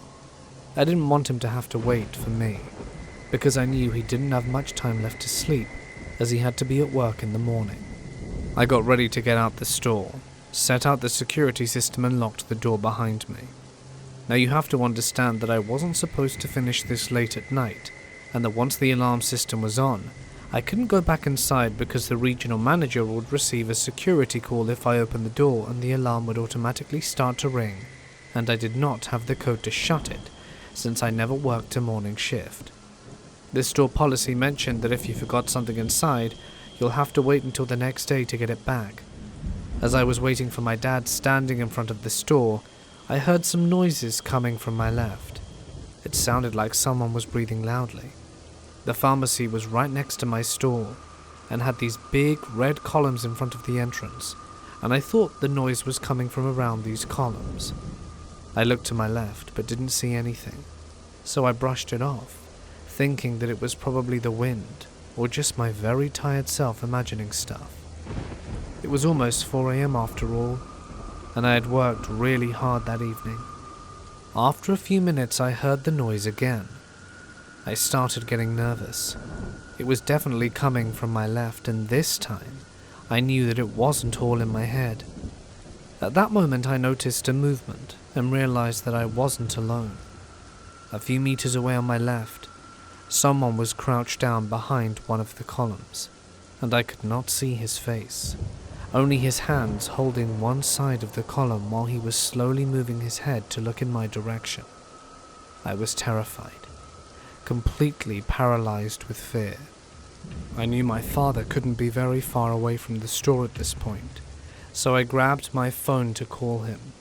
My dad answered and I told him to hurry up and explained that someone was hiding next to me and that I was petrified. My dad said that he was going as fast as he could and told me to grab my keys and get inside the store. I was trying to find them inside my bag when I was panicking too much. My hands were shaking and I couldn't find my keys for the life of me. I felt completely horrified when I realized the man had stood up, still hiding behind one of the columns only a few meters away from me. My voice filled with fear. I asked my dad where he was, and he shouted that he was almost there. I started to slowly move towards the grocery store that was on my right, never turning my back to him. The very tall and imposing man looked at me again, but this time, he got out of his hiding spot and started to walk in my direction with the biggest smile on his face. I can still recall thinking that this was it. I was going to die. I was trying to decide if I should start running for my life, or if it was better to face him and fight him if need be. But suddenly, I heard a big noise coming from my right. I turned around and saw my dad driving as fast as he possibly could into the parking lot, honking and turning his high beam headlights on, I believe to startle the man. My feet finally decided to move as I ran as fast as I could and jumped inside my dad's pickup, tears streaming from my eyes. I watched this man look straight up at us and slowly wave at my father for what felt like an eternity. The creepy man started walking closer towards us, and as he got closer, my father finally gets a good look at the man and said, "Oh my God, girl, I guess you haven't met Peter yet." I didn't understand. My father started laughing tears coming out of his eyes while I looked up at him, still in complete shock. To me, there was absolutely nothing funny about that moment. A few seconds before, I thought my dad couldn't get here fast enough, and that I was going to be murdered right there, in front of my workplace. My father waved back at him, and we drove off slowly. On our way home, he explained that Peter was a very nice man with a cognitive disability. He said that Peter lived in town, and that every morning he would sit inside the Tim Hortons that was located in the same parking lot as my store, and would ask people if they wanted a hug. He apparently did that every day, and everybody in our small town knew him. My dad told me I should probably give him a big hug next time, and I would get a coffee at Timmy's, since I probably scared the poor man to death. Either way, Peter the Hugger, I'm sorry, but let's not meet again. Well, not while I'm alone, outside at 4 a.m. I was in the Navy and did 6 months in the Mediterranean. I saw a lot of empty boats, but also small boats full of people and other refugee-related events. The one thing that will always stand out, though, was the day we cruised past a dead body. It 100% looked like nothing I'd ever seen in a movie. It was like cottage cheese wearing clothes. I assume, given the region, that the person's skin was much darker before they passed. After death, they were severely bloated and white. Had they not had shorts and a shirt on, I'd have never recognized this as a person. I've also been on Liberty in Greece and passed dead bodies on the beach. The desperation of the refugees to cross the sea, I swear, is something else. When I was a kid, my father got into a relationship with a rather strange but still kind woman. She had a son who was only a few years older than me. At the time, I didn't really think anything of their relationship, but looking back at it, it was very abusive. They got into fights often, most of them turning physical, even when both me and my father were present. The kid would always try to push me over and hit me, but I would never say anything to my father because I didn't want to ruin his relationship. Now, here is where my memory gets a little hazy. My father and his then girlfriend were having a conversation, while I and her son were a few meters away from them. He once again tried to hit me, at which I sat on top of him to prevent that, as I was a really fat kid and he was very skinny, so despite the age difference, this somehow worked. I told him I would let him up if he left me alone, and since he promised to do so, I just sat beside him. He proceeded to get on top of me and strangle me. I remember trying to cry out for help and reaching out to my father, but not being able to make a single sound and feeling like I was being pulled away from him. I'm pretty sure I passed out after that, or at least was very close to it, because after that, the only thing I remember is that my father's girlfriend and her son were now gone. I never saw them again, though the last I heard of them was from years later, after my dad received an anti-wedding invitation from her. From what my dad told me, she was angry at her son, but even more pissed at my dad for ending the relationship. I'm pretty sure he didn't really intend to murder me, I hope. But then again, what was the intention of trying to strangle a 7 to 8 year old kid? All in all, this was surprisingly less traumatic than you think it should have been. I used to work in defense programming robots. I was stationed at an army depot in the Nevada desert, and we had a 4-wheeled robot we were building to guard the bunkers there. We were never told exactly what was in the bunkers, but I can only assume that they were nukes and aliens. Anyway, the robot had a cluster of cameras on it, including an infrared camera. The infrared was really fun to play with at night. It sensed heat, so you could spot coyotes, rattlesnakes, rabbits, and other desert creatures. One morning I walked into our office, and everyone was crowded round the video console, watching the robot's recorded video from a few hours before. The video started with the robot's usual night drive, its mindless route. Then it picked up something on radar, sounded his alarm and sped over to the radar blip to get a bit closer. When he got there, he pointed his color camera, but there was nothing there. He pointed his infrared, and that's when it got scary. There was a ghost standing in the desert in front of the robot. He looked like an old World War II soldier. He was in uniform, with a rifle and a German Shepherd. The robot kept toggling between the color camera and the infrared, and thus the ghost kept disappearing and coming back. Clearly the robot was confused as well. I'm pretty sure the ghost was confused too. Eventually the ghost decided he had better things to do, so he left. The robot then resumed his mindless route. Just another day in nowhere, Nevada. My neighbors heard me and my live-in perpetrator arguing and struggling, while I was being pinned against the wall and strangled. So my neighbor, being the diligent man he was, called the cops. They came over, but the perpetrator sweet-talked them into thinking it was a misunderstanding, and that it was all over.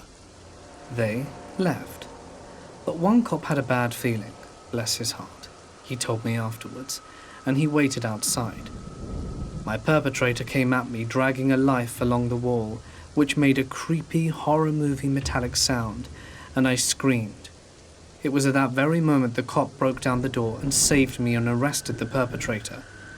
He spent 3 months in a psychiatric facility, because they admitted to wanting to hurt me some more. Obviously, the perpetrator was my then partner, and I'm glad that relationship is over. A buddy of mine was stationed at Kadena Air Force Base in Okinawa in the aughties. It was a regular day full of standard base activity, indoors and out, when the sirens went off, followed by a warning for all staff to report to the base's mess hall. My friend and everyone else were quite confused but followed orders. Upon arrival at the hall, they found it was full of the base staff, with a uniformed officer taking roll. The base commander settled everyone down and advised them that everyone was just taking a short break, that there was nothing to worry about, and that everyone would be back to work shortly. Everyone sat at the long lunch table scratching their heads and discussing what could be up. This particular room in the hall was interior and had no windows. Once the roll was completed and everyone accounted for, the commander left, and soldiers carrying automatic rifle closed the doors to the hall and stood inside them at attention, essentially stopping anyone from leaving. This raised the chatter quite a bit, but nobody panicked. Only a few minutes later, an incredibly loud engine sound could be heard approaching the base, as whatever was making the noise sounds lands, and it shook the entire island. Framed photos fell off the walls and trophies in glass cases are shaken over. The engine hum and shaking then cease. Chatter again rises sharply, as speculation about what the hell is going on increases. After about an hour, the noise starts up again, and the island shakes again, and whatever it was takes off and quickly fades. Shortly after, the base's commander enters and says everyone can get back to work, warning them not to discuss today's break and simply forget about it. When I asked him what he thought it was, he immediately suggested that it was some sort of classified skunk weapon spy plane, maybe the Aurora needing to land for emergency repairs or refueling. Of course, he said, since they kept us all from seeing it, we'll truly never know. This didn't happen to me but my sister.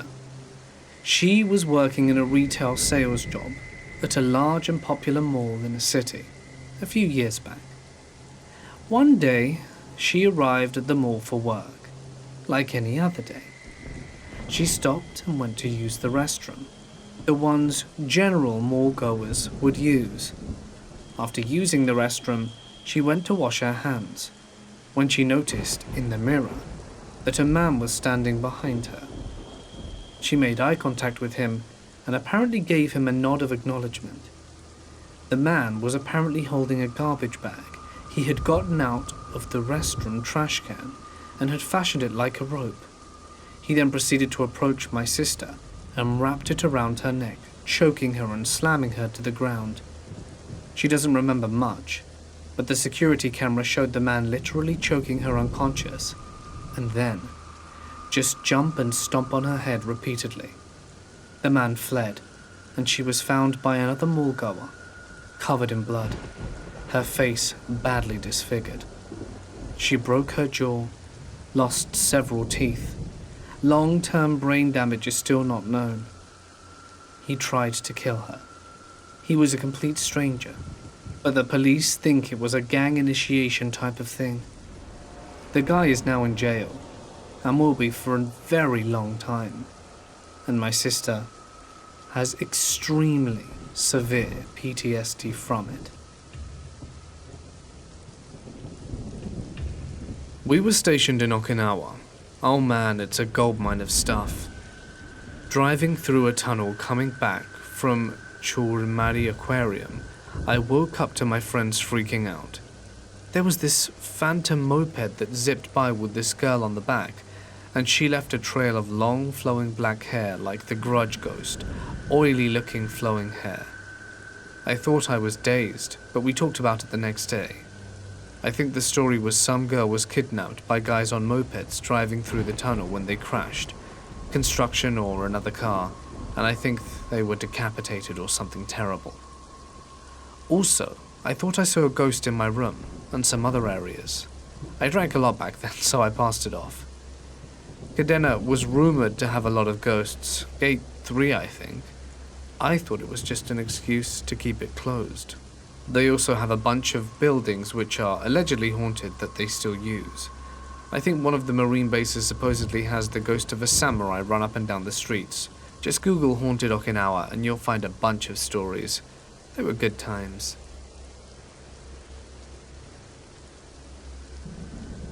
I have an apartment. This lady lived on the 3rd floor.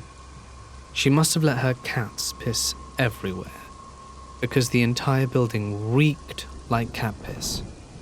The smell entered my apartment frequently. When I passed her in the hallway, I would have to hold my breath because she reeked. I dealt with this for 2 years with multiple complaints to the office, until I eventually called animal control.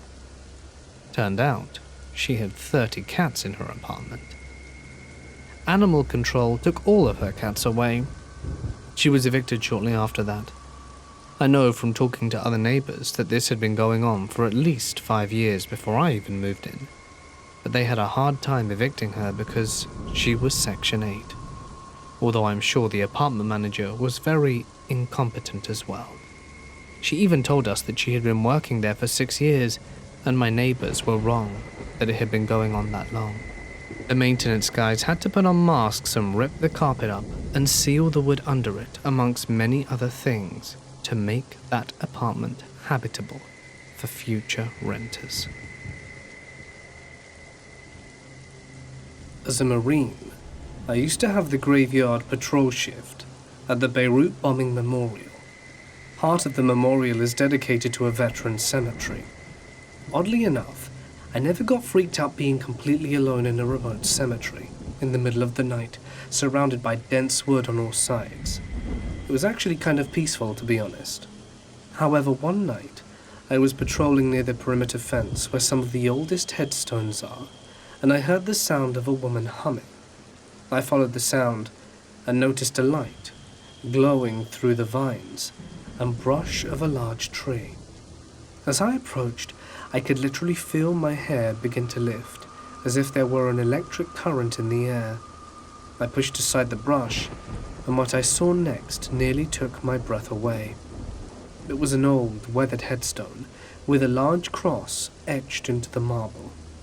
Only the cross was glowing a bright, vivid blue like a neon bulb. The humming was also suddenly much louder, and had a weird plurality to it, like it was coming from 100 voices at once. Needless to say, I freaked the hell out, screamed like a scared little girl, and sprinted back to the parking lot. I radioed the guard who was supposed to relieve me and forced him to come early, then spent the rest of my shift in the cab of his truck. I don't think he believed me, but he stayed in his truck and didn't go out on patrol until the sun was fully up. A few days later, I worked up the nerve to return to the graveyard during the day. As I suspected, in the light of day it was a completely mundane headstone. There was no name, only the aforementioned cross. I ran my hands over the stone to check to see if there was maybe some sort of hidden light source or solar panel, but none. It was just plain, solid, unremarkable stone, and the humming was gone too. I eventually returned to my normal shift, but never again experienced anything out of the ordinary. I never learned whose grave that was either, but I find myself thinking about it from time to time. It certainly sounds absurd when I say it out loud, but I suppose it could have been a hallucination or a trick of my brain. But I don't believe it was. I think it was a real ghost or spirit of some sort, but I don't think it was malevolent in the slightest. A while back I was at my friend's house when a guy came in through the balcony glass door. He had to have climbed up 2 stories of balcony just to make it, and proceeded to start yelling things at her like, "Who is this guy?" And I stood up and protected her. It was dark and I couldn't see the knife in his hand, which he then stabbed me with in the face. I never knew the guy, never even met him, or got his name. After I was out of hospital, and started to try and figure out what the hell that was about, our mutual friend told me that he had asked the perp the same question, and his answer was, "I'm going to murder her." But I didn't know that he was there as well. I'm 23, and this was my second time getting stabbed altogether. 5 stab scars in total. Welcome to Finland. It was winter 2012. I was 18 to 19 at the time and working in a petrol station in an average-sized town in England. It was an okay job, good money for somebody who was at college at the time, and it was just a shame that it was a weekend job. So while my friends were getting drunk and having fun, I was in a petrol station, serving taxi drivers and the occasional drunk. It started off like any other night. Serve people, clean up, do stock and average night shift work, and since it was winter the night was really dark, and you could only see faint outlines of people walking back and forth even with streetlights. The place where I worked was situated across the road from a pub, and had an alley running beside it, leading to a housing estate.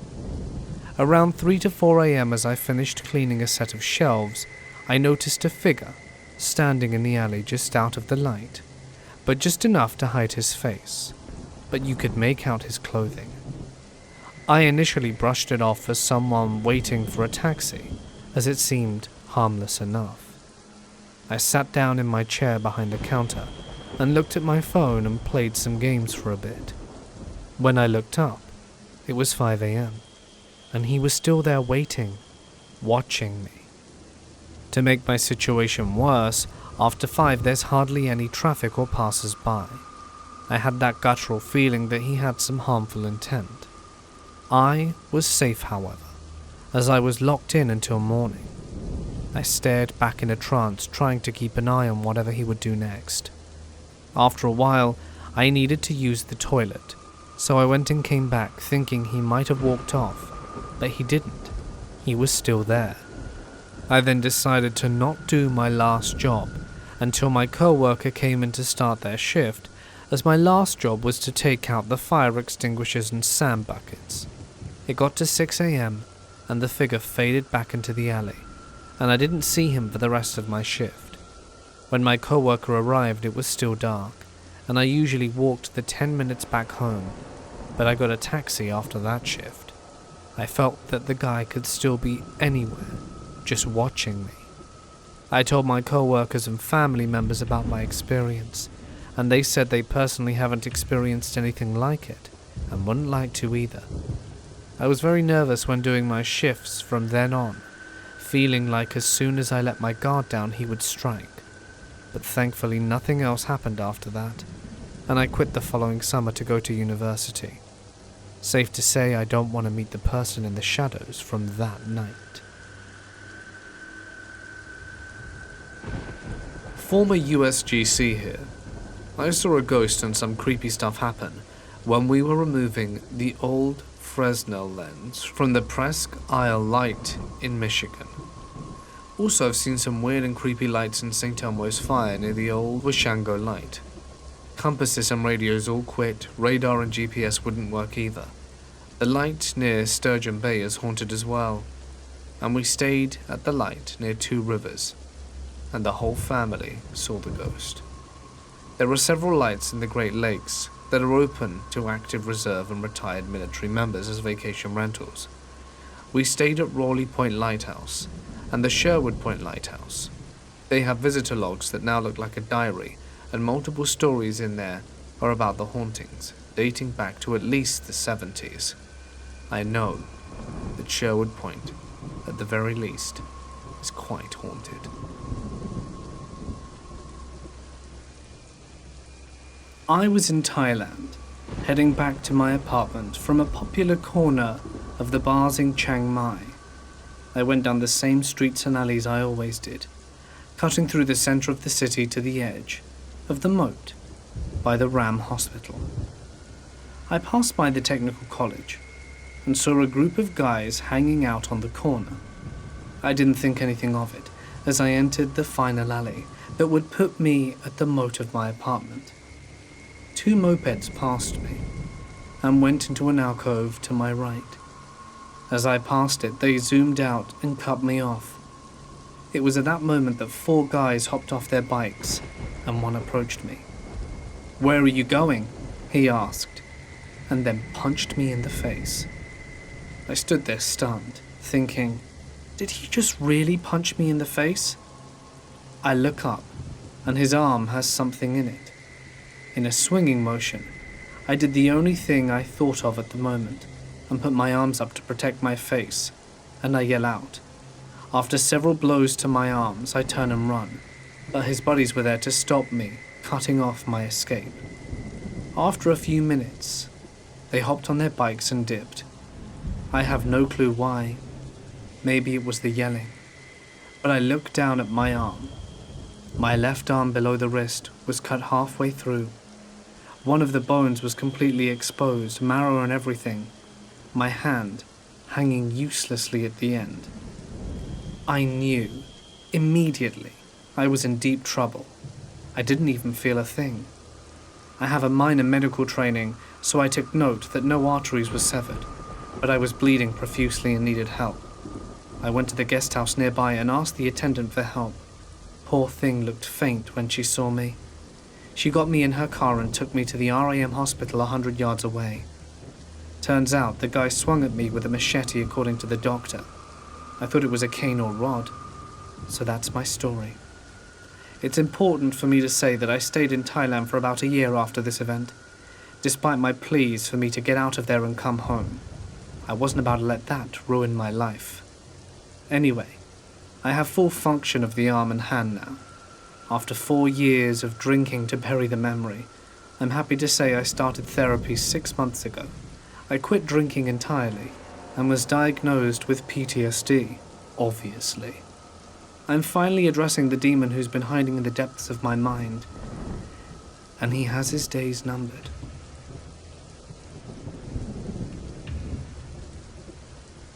I used to work on a submarine.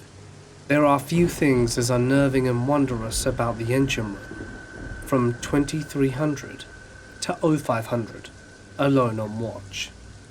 When the boat is largely shut down in port, it becomes very quiet.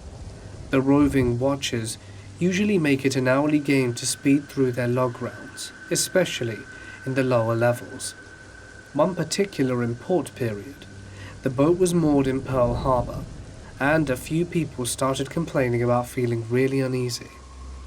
I was on mid-watch as the SEO on evening and senior chief came back to do his required 3 a.m. tour. We saw him walk past, maneuvering on his way to Shaft Alley.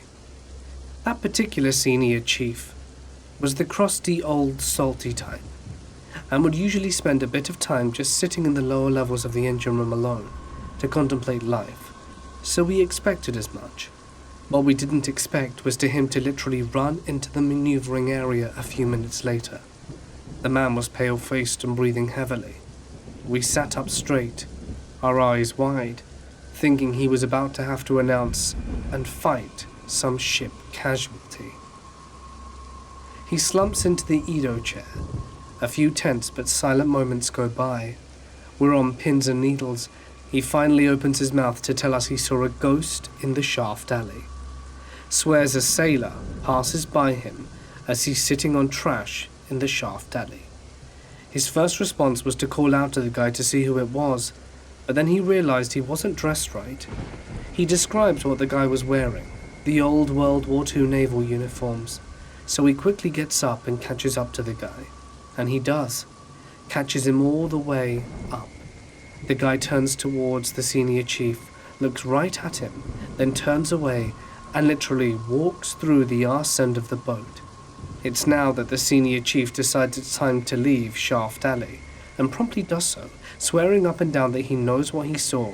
I sure as hell wasn't about to leave maneuvering that night to find out for myself.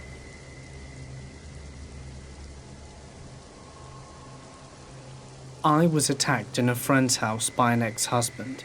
He slit her throat and smashed my face with a box cutter before hitting me over the head with a plate, knocking me out temporarily. He then lit the place on fire with us in it. I managed to wake up and drag her outside, and a neighbor called the police and ambulance. They caught him 2 days later, trying to end his life in a Ramada Inn. We both lived through it, and he is now serving a life sentence. I grew up in an old Victorian era boarding house in Ivor, South Carolina. Everything about that town and house and its surrounding area is just creepy.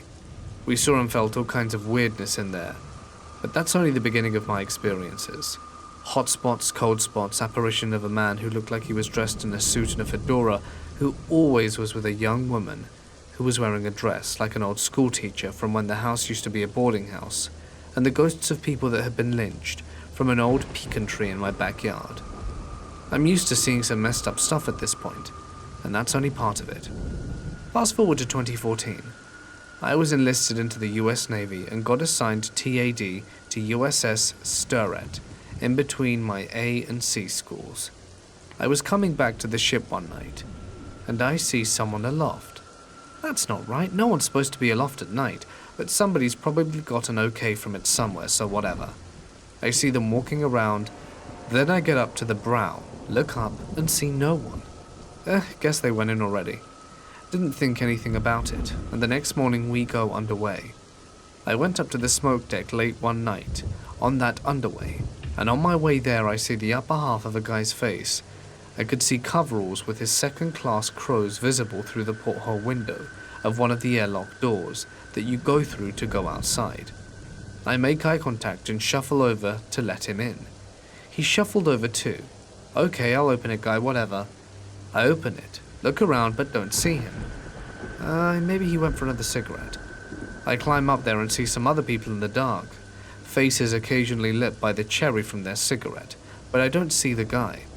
I ask if anyone saw someone come up, because there was a guy that was about to hop through the airlock, but didn't. I just wanted to make sure he was okay. You saw him too, huh? Yeah, of course I did, I say. Is the guy here or what? Do we need to call man overboard? No, he's dead. Maybe not if we don't turn this around. No, another guy goes. I mean, he hung himself. What? Apparently, he was a control 2 that got into a love triangle that went bad and he couldn't deal. So yeah, that happened. I was told to come over here and look up by one of the guys, and was shown the exact light he hung himself from.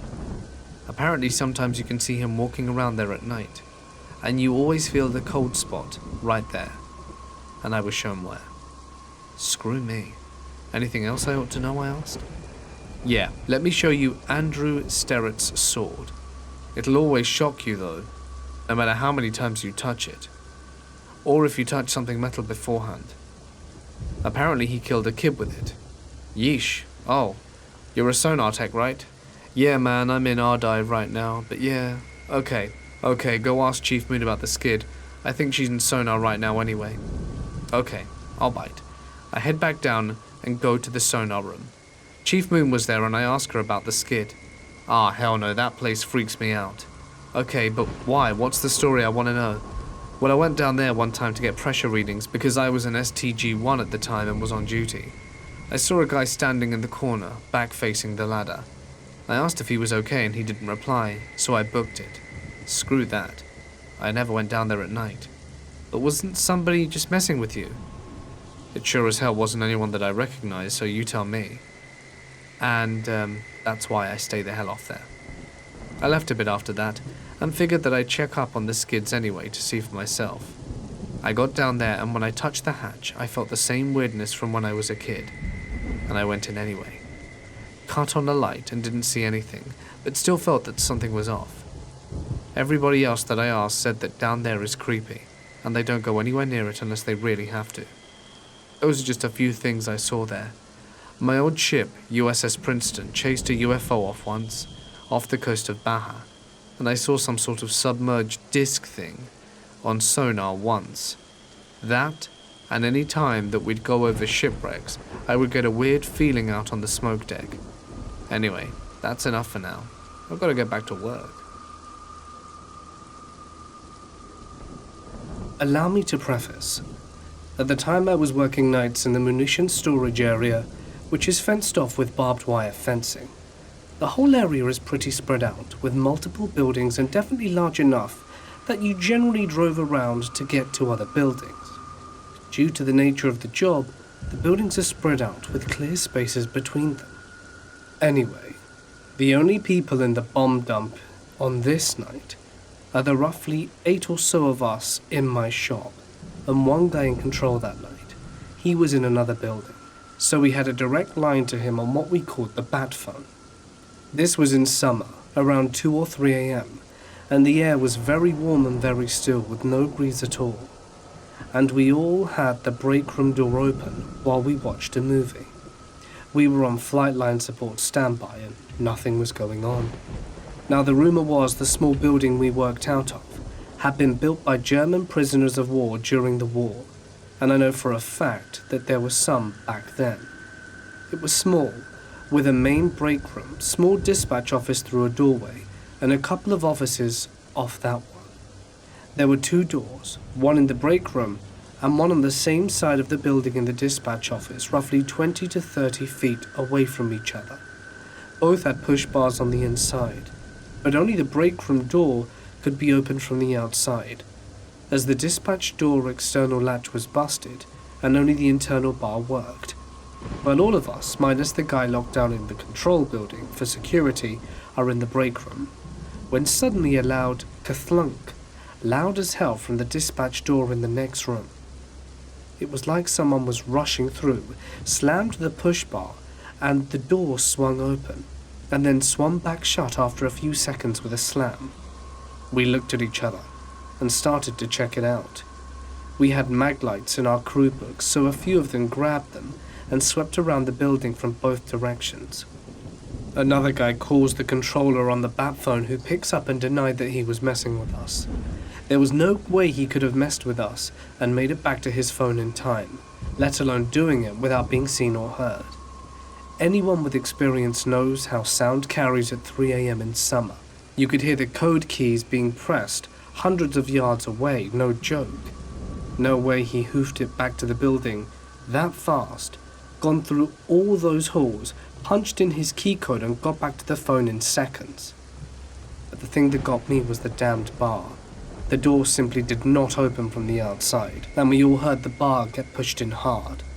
The door swings open, hangs there for a few seconds and shuts. There was absolutely no breeze, and had there been, it would have blown past us, sitting right in front of the door. As an aside, there would be a random time where I would go to pick up a trailer or something behind one of the other shops at the far end of the bomb dump. As soon as I stepped out of my truck to do inventory, I would get a super bad vibe, and I'm talking the heebie-jeebies, like no other. And as best I can describe it, it felt like something was right behind me and just hated me being there, just seething anger, rage, and hate, and it wouldn't go away until about 15 minutes after driving away from that building. One night, another driver who had arrived there shortly before I had a trailer, asked if I had a weird feeling there, which I sure as hell did, and he corroborated it. All of this was on mid-shift, which was 11 to 7 a.m. I heard a few other people's stories about weird stuff that would happen at night, but since they're not my stories, I can't vouch. The only other things that happened to me was I swear I caught the clear silhouette of a guy walking in an open field between igloos. As I turned to punch in my gate code in the corner of my eye, I distinctly caught the motion of 2 legs and an arm sticking out, like someone mid-stride, but when I turned back, I saw no one. It might have been my mind playing tricks on me, but man, that place can be creepy. It's been 15 years now, and I still get chills just thinking about it. I used to work in a bakery fairly early in the morning. My shift meant I had to come in at 3 a.m, and it often meant I'd be the only person there for a few hours, preparing the breads and whatnot. We opened at 7, so time was precious trying to set everything up for the morning rush of customers when everyone else got there. One of the things that really got to me, though, was the fact that I'm convinced the bakery was haunted. I'd only just started working there when I'd hear slight taps by the fridge. I'd look over to see if I had put something askew and that it was going to fall off, but there was never anything there. The noise persisted for a few weeks and then slowly died away, like whatever had done it had grown bored. But the real horror was a few months into me working there. It was roughly 4 a.m. I hadn't had a lot of sleep, as my boyfriend had been over that night, and we'd been watching movies late into the night, much to my regret. I remember groggily kneading my dough while listening to something on the radio, when all of a sudden a blood-piercing scream came from the toilets. It sounded like that of a young boy. That woke me the hell up. I instantly stopped what I was doing, instinctively brushed my hands on my apron, and started making my way towards the toilets. I shouted out tentatively if anyone was there, but I couldn't hear another thing. Now, this place is small, and it took me a whole 3 seconds to get to where the toilets were located after I put my hands all over my apron. No one. I sat on one of the chairs near the toilet area behind a wall to see if anyone was going to emerge, but nothing. I grew bored, washed my hands and had a good look around the place but couldn't find a thing. That really freaked me out. I went back to my duties, thoroughly creeped and had the music on high the rest of the time before anyone else arrived. I really wanted to ask one of my co-workers if they'd ever heard anything. So I went to one that I got along with really well and asked her straight up if there was anything spooky that happened here at the bakery. She gave me a smile and asked if I'd seen the little boy yet. She said that she'd seen the boy a few times while closing, and asked if I'd seen him too. I shook my head and said that I heard something. She commented that he's quite vocal at night, and to not be frightened. I quit shortly after that. Too spooky for me. When I was living overseas, a man broke into my apartment. He came through the window of my studio apartment about 5 to 5:30 in the morning. Thankfully, I was awake. He started to go attack me and strangle me, and I was able to fight him off, getting up to my feet onto his chest and pushing with all my strength. This happened a few times. The only thing that he would say is, "You die," repeatedly. He was slender, and I don't think he was very prepared, and I didn't think he would have expected me to fight back. Partway through this, when I realized that he wasn't giving up, is when I really started to get scared, and think to myself that I needed a plan to get out of there. My friend lived next door, so I decided I was going to make a run for it. Once I stood up, he backed out of the window. I grabbed my glasses and my phone and ran to my friend's apartment. Thankfully, she was awake. I told her what happened and she was like, "You have to call the police." By this time, shock was starting to set in for some reason and my brain was yelling, "Okay, so nothing happened here, I'm fine." But she kept reiterating I needed to call them. So, I decided to call one of my co-workers who spoke English really well and ask her. The co-worker was horrified at what happened and called immediately, and said that she was going to call the police for me and call me back. Once the police arrived, she acted as a translator to tell them exactly what happened. But I really hope he never tried that again. This happened to me when I was a young Girl Scout, probably around 6 or 7 in the early 2000s. My group and I were going door to door to sell cookies, and we were all walking in groups of 2 to go up to different houses, with the adult leader at the very back of the line. My partner and I went to a house with a woman who answered. She was probably in her 50s and wearing a long, old-fashioned nightgown. We asked if she wanted cookies, and she said yes, but that she would have to grab her wallet. She asked if we wanted to take a step inside while she went to get it, and we said that would be fine. The adult leader was nowhere around at this point. I assumed she was lagging behind with some of the other girls. Then she said something along the lines of, "Oh, I have some cats in the basement. Do you like kitties? Do you want to see the kitties?" And I love cats. Even to this day, 20 years later, they're still my favorite animal. So I begin to take some steps towards the basement door, which was open, and I see the dark steps going down. Just as I'm about to take the first step down, I feel a hand yank back at the coat that I was wearing, around the neck area. It was the adult leader of the group. She was yelling at the woman as she pulls me and the other Girl Scouts out the house. Not sure if I would have been murdered that day. I have a brief memory of the woman apologizing profusely, saying stuff like, "Oh, I'm so sorry, I didn't even consider that." But after reading many true crime books and consuming content like this, I know now how unsafe it actually was to go door to door selling cookies. It makes me pause and think about how badly that could have turned out for me. I'm an Air Force member. At my old base, McChord Air Force Base, there is a building known as the Castle, and it is the main hub for the base. I worked there for 4 years, and I experienced something on 2 occasions. The first, I had stayed up late to finish some work and emails, and I was the last one in the office.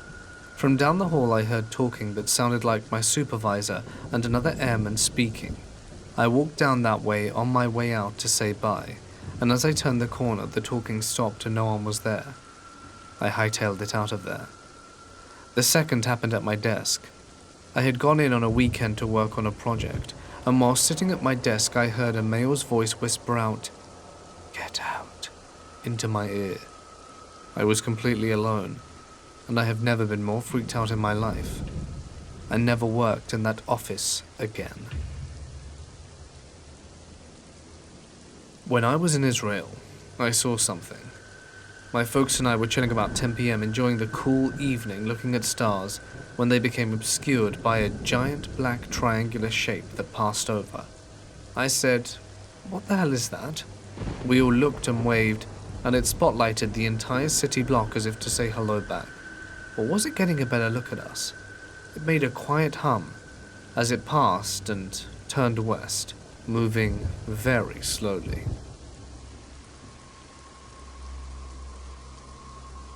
I was on one rooftop, on post, with another Marine, and on the building next to mine was a dude smoking a cigarette. I looked at my partner and mentioned it, but when we looked again he was gone. The roof access door for that building was very rusty and loud, so there's no way he snuck out in those few seconds. So, I don't understand how he just vanished into nothingness. When I was in my early 20s and living in Chicago, I wasn't making much money. When I found this apartment, it was too good to be true. The top floor of a duplex with 6 rooms for $775 a month. The agent who showed me the apartment stressed it to me that the landlords were very religious. I didn't have a problem with that, even if it did sound ominous. The landlords were an elderly couple that lived downstairs. They seemed okay at first. When I saw them in the yard, they'd smile at me. I took good care of the house. Then, when they saw I was having my boyfriend over, things really started to get weird. One day I was in my office writing when I heard a knock at the door. I open it, and it's the old lady from downstairs. Before I can say hello, she says to me, "Have you ever gotten an abortion?" I shut the door in her face. No thanks. This was a colossal mistake. The house was laid out kind of weird. There was a door at the bottom of a flight of stairs that I thought led to a communal laundry room. But after accidentally opening it once, I discovered it led directly into my landlord's living room. And I learned this the hard way. I was in my kitchen cooking. My boyfriend was at work and I was by myself when I heard what sounded like the click of a door. "Okay," I say out loud. "What the hell was that?" I really didn't make the connection. It could have been the door that led to their living room. I walk into their hallway and look around. I didn't see anyone at the end of the hallway, and I poke my head into all the rooms and no one's there. Then I look down the staircase leading into their house, and the neighbor lady is standing there staring at me. I scream. She flinched and stepped back into her apartment and swung the door shut. After that, every time I left the house, and I spent every possible moment out of the house after the incident, I would come back and something would have been moved. A window would be shut. Once the shower was dripping and my towel was damp. I couldn't lock the door because since it was technically a door to their house, they were the ones with the key. The knocking got so frequent, 3 to 4 times a day, that me and my boyfriend propped up an old mattress so that we wouldn't hear it while we slept. The second to last straw was when I opened the door for work and the stairs were gone. I physically could not leave my house because there were no stairs. They had been dismantled and were sitting on their porch. I called them repeatedly, but they didn't answer. Finally, their son came out of the house and explained that they were remodeling their porch.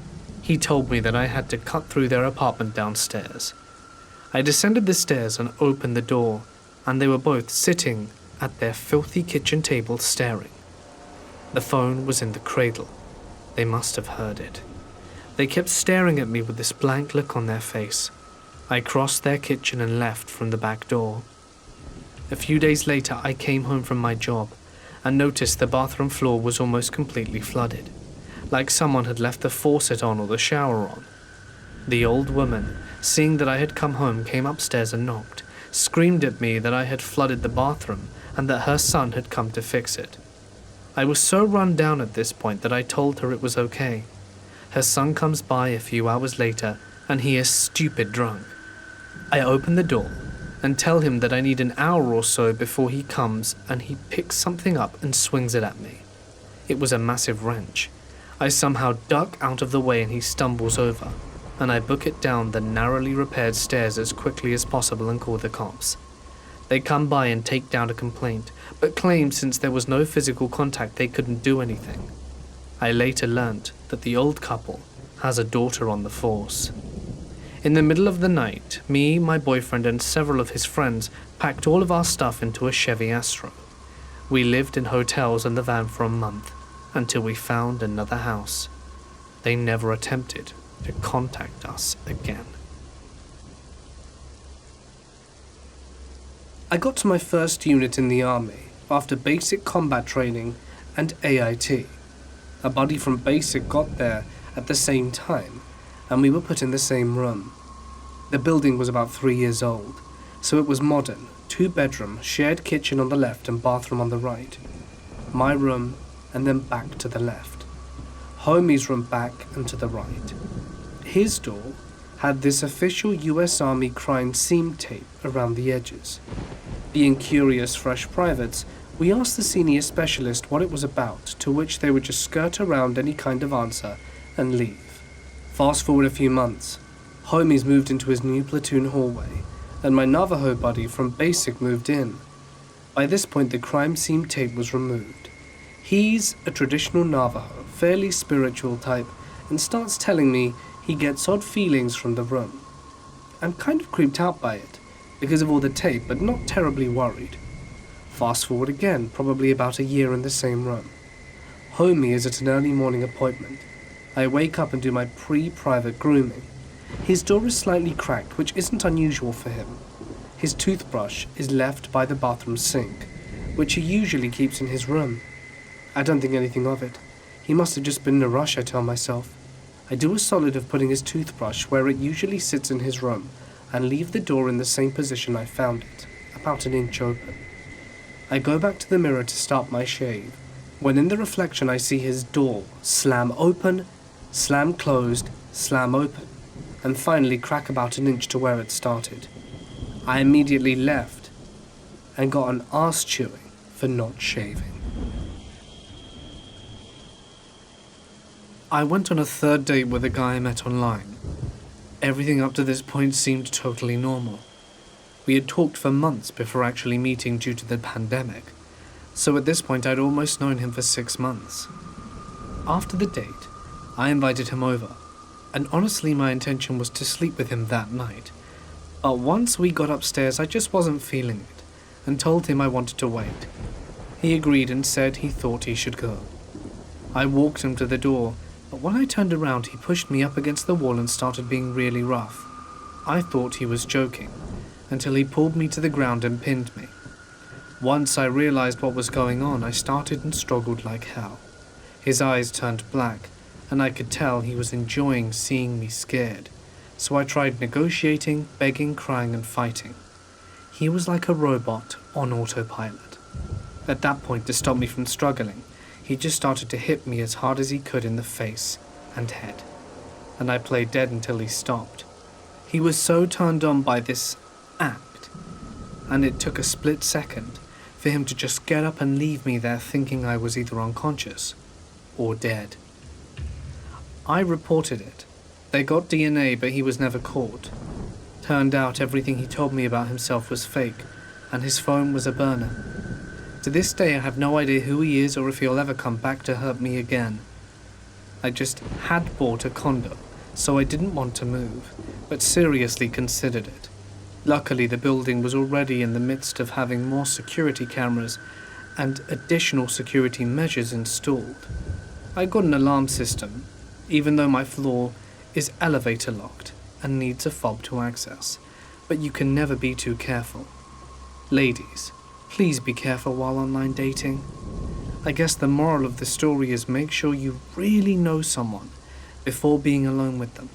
Ask for ID, Google them, check their names and details add up, do a criminal record search, and don't be afraid to ask. It's not rude or weird. It's better to be safe than dead. I was taking my shift in the guard tower at our fire base in Afghanistan one clear night. Through my night vision I saw something hovering above an LP/OP we had about 1 kilometer from our base. It appeared to have lights on the edges of a triangular craft, and it looked like it was dropping flares over the guys. However, without the night vision I couldn't see the craft or the flares at all. I radioed in, and they said that they couldn't see anything. The craft and the flares then vanished. I also saw a very large circular craft without lights pass over FOB Ghazni that was being chased by a bunch of choppers, and a guy that glowed when viewed through my night vision stepped into a bush in an empty field and vanished. I was a young sergeant in 2006, stationed at Fort Bliss. Right outside of Fort Bliss was a training area that was near the Biggs airfield. We were guarding some equipment overnight, so the company wouldn't have to stay. It was me and one private. I told him he would take shifts patrolling, and since we weren't allowed to have cars out there, the other would nap in his car. I woke up to my soldier knocking on my window in complete panic. It scared me at first. Private: "Sergeant, wake up! There's a UFO out there!" "What?" The private points in the direction, and I sure as hell see these lights that seem like they were floating around and then vanishing. It took me a moment as I'd just woken up. That's the Franklin mountain range. You're looking at the cars driving on the scenic route. The cars would be visible and then disappear when they went around the corner, only to turn to appear again when they came back round. I was very agitated at first, but by the next day, it was by far the funniest experience I'd had while at the military. I spent about 6 years in the Navy and had quite a few odd paranormal experiences while there.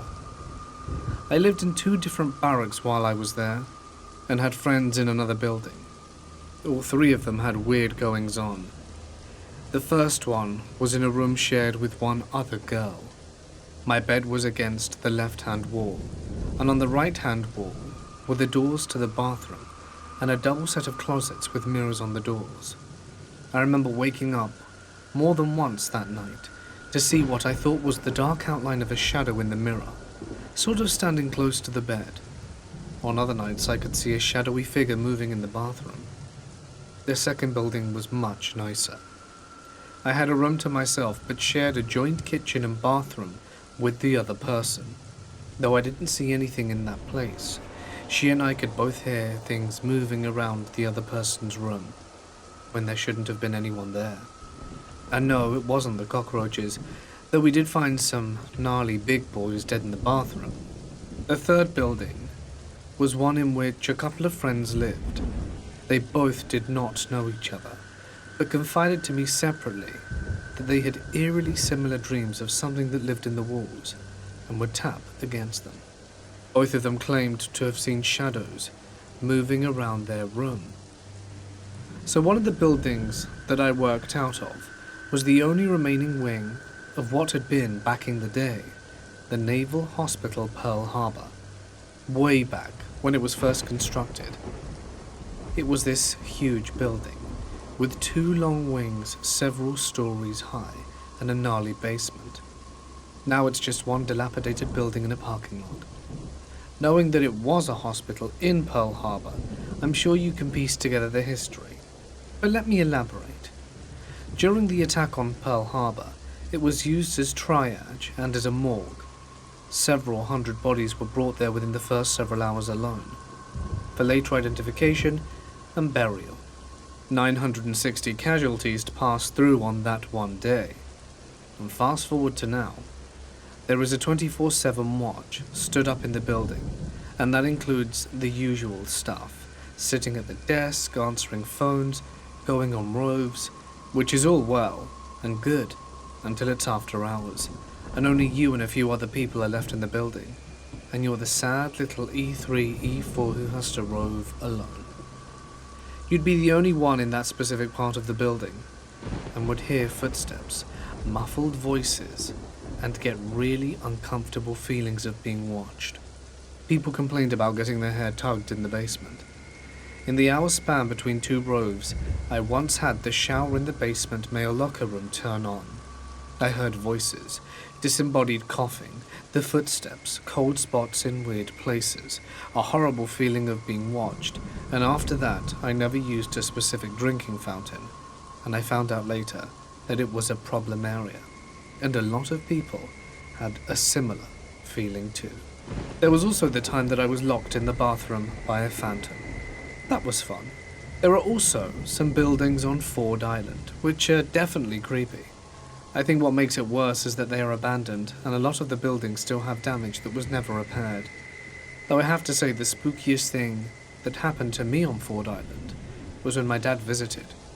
We were driving around and he insisted on stepping out of the car near the brig, you know, for the photo op. I was working in an ice cream/fast food/grocery store when I was 18, wearing headphones and doing dishes when a ragged middle-aged man caught my attention. He was enraged from a high-speed wreck, and he had come into the front of the store, carrying a broom and a knife he had grabbed while in the restaurant. He caught me off guard and wrapped his arms around my neck and dragged me to where the whole lobby can see and shouts, "This boy's gonna die tonight." An off-duty cop happened to be in the lobby and begins somehow trying to negotiate or something while women are screaming and running. The man dragged to the back of the store in a corner where he forces me to lay directly on top of his body and shouts demands at the cop. He told me to scream out for help. He half-assed fish-hooked me, fake eye-gouged me, and smeared his blood all over my face. Eventually I see a SWAT team show up, and they're peeking through the shelves with big guns. For a brief moment, my captor had to rearrange his grip on the knife, so I took a risk and disarmed him with a quick hand twist and slid away between a nearby officer's leg. He was shot 3 times immediately, and I ran outside. The whole thing lasted between 35 to 45 minutes. I always felt that this incident had a bit of a suicide by police angle, because the man didn't even cut me. He fake eye-gouged me and fake fish-hooked me, all to look threatening and dangerous even with guns aimed at him.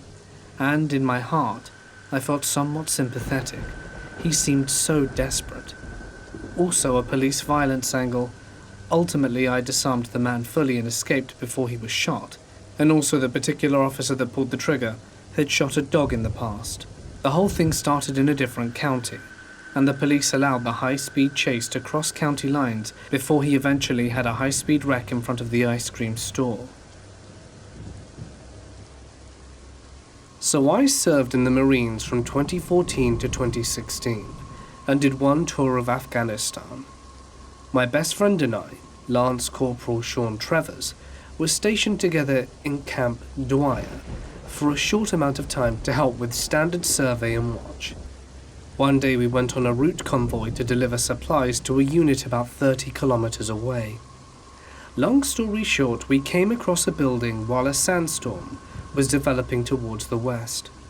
We were ordered to seek shelter until the sandstorm passed. Now when I say building, I mean this was a building that looked incredibly out of place. We were essentially in what I would call a small valley, and the nearest village was 3 to 4 clicks away. After about 10 minutes, we scanned the building and found no civils or combatants.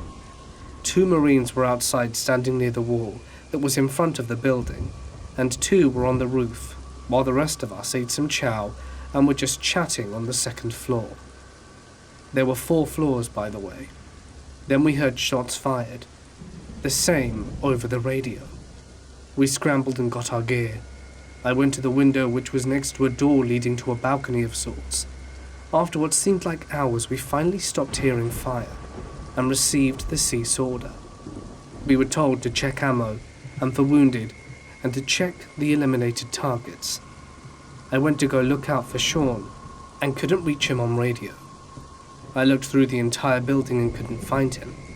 I went to my squad leader and I was told he was last seen at the corner wall near the left of the building. I am sorry to say that I did find my friend and called for a corpsman, but was unable to stop the bleeding that was coming from his neck. I did everything I could to keep him alive. I applied pressure and tried to keep him conscious, but unfortunately I had to hold my nearest and dearest friend in my arms as he took his final breaths on Earth.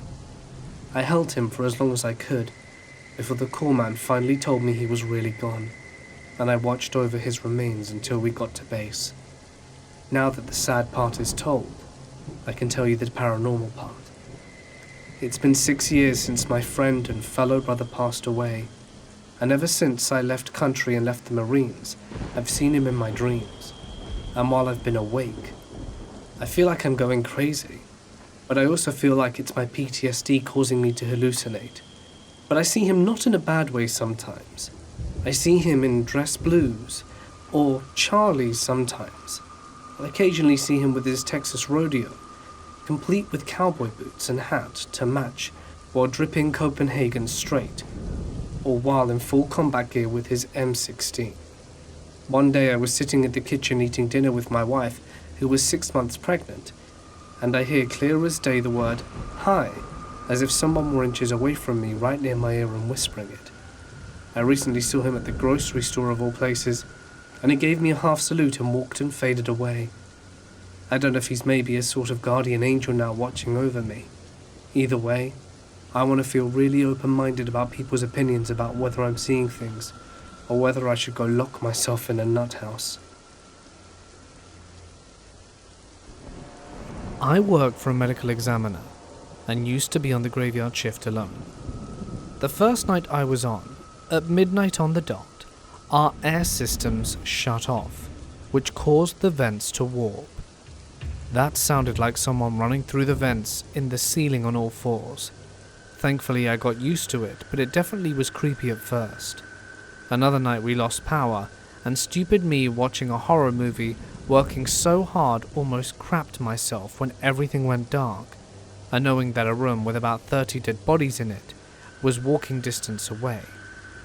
That one I stayed in my car for. Not to mention the constant, long, dark, red-lit hallways. Glad I'm not an overnight worker now. I worked in Arlington National Cemetery while I was in the army. The tomb guard always talked about seeing or just hearing soldiers marching some nights. We were cataloging graves one night, when I thought I saw a soldier in my team up ahead, so I called over to him. He answered from behind me. When I looked back, the other soldier was gone. I'm a skeptic, and I believe everything paranormal has a real-world explanation, but I'm still trying to figure that one out. I was stationed while in the Navy at El Centro, California. I was part of the Auxiliary Security Forces, back then for a few years. One night, during force protection drills, which we were required to man the base as if we were being attacked, wearing that huge Darth Vader-like blue brain bucket along with your best friend's sidearm M16 and other LARPing-like gear. I got lucky and stood an 8-hour watch with a friend. As we were patrolling the water treatment section of the base, we started hearing what appeared to be drums or war drums in the distance coming from the north. This base is in the middle of nowhere, so we chalked it up to machinery echoes at 3 a.m. Right? While we were roving back south, we could hear it coming from the south, so we stopped and started to watch the south and west side of the base because it appeared to be following us. So we radioed dispatch for assistance as the drums started sounding louder and closer. A single unit showed up with a DoD civilian police officer and an actual master of arms and pointed all their SUV lights towards the area where it appeared the noise was coming from. We waited about 20 minutes before silence came over. Right after that, the drum beats re-emerged from the north side. We freaked out a little bit, but at this point we just went back to kicking rocks while the unit went to investigate. We started putting 2 and 2 together and just let it go. It wasn't every night you could hear it, and it was mostly random.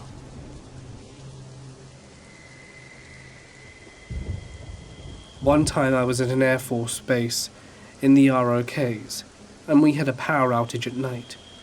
All of us walked out to our hangar doors to see what the problem was, and we saw a very large triangular shape passing over our hangar. It was a clear moonless night previously, and when we went outside to look, we noticed the starscape being covered then slowly uncovered. No sound associated with the event, other than the normal sounds of the location, and I'll never forget it.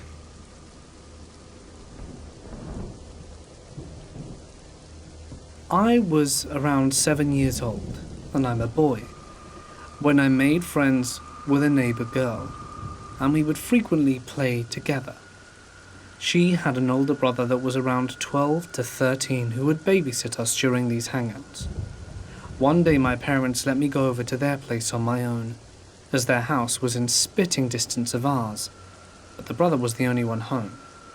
He assured me that his sister would be home soon, so he lured me out to the backyard.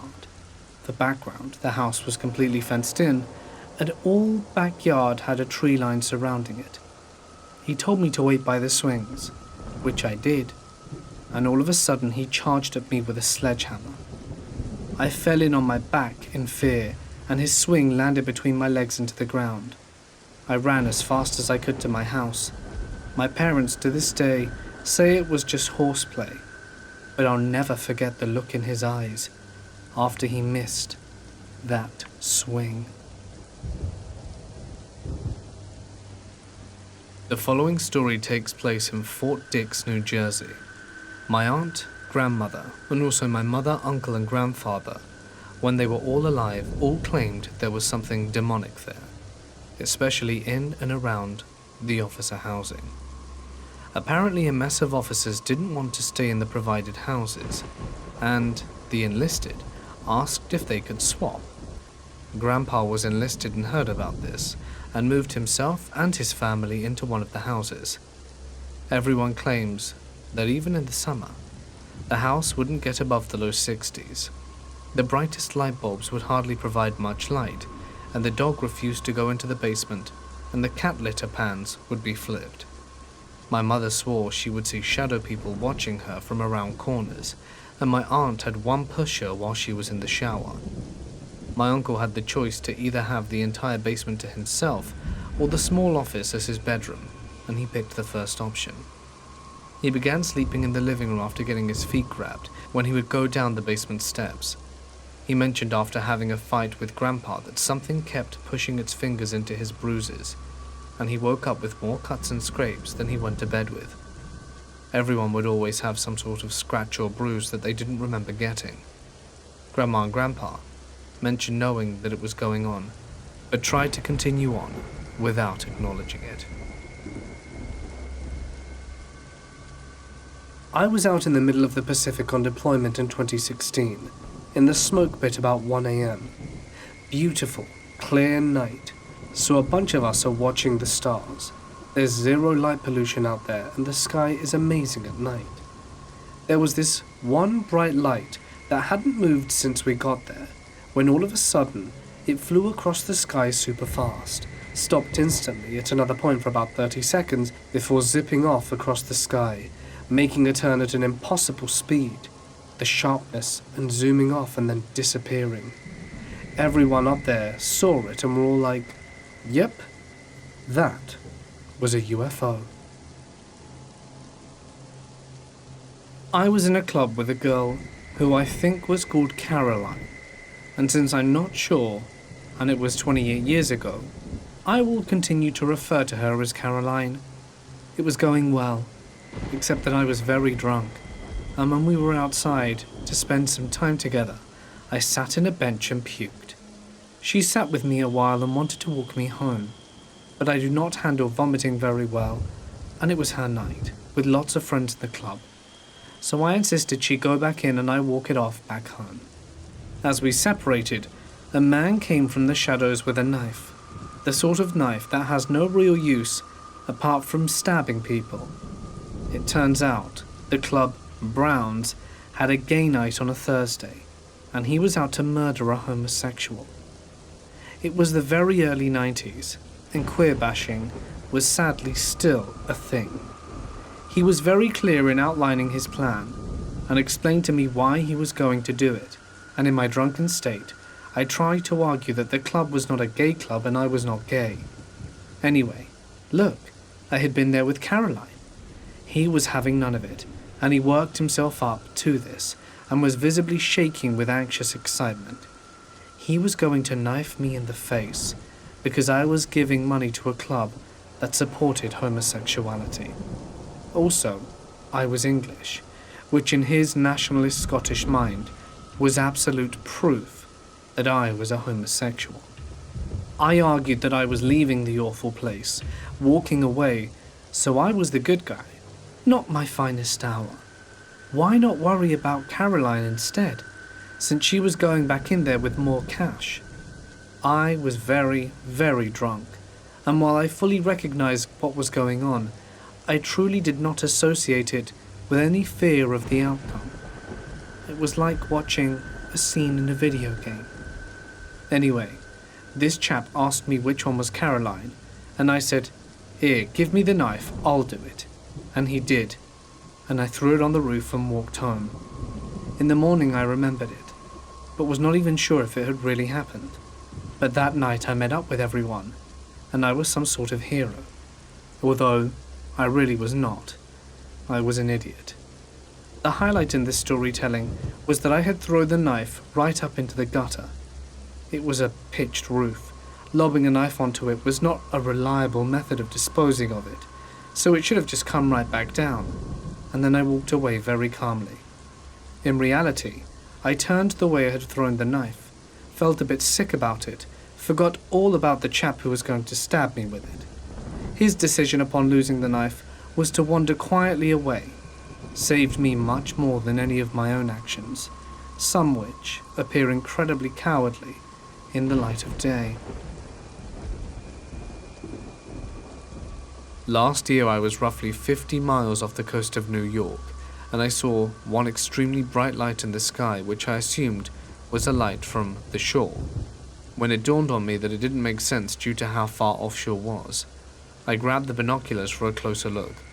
Crazy thing was, I could not figure out if this was 2 miles or 20 miles away.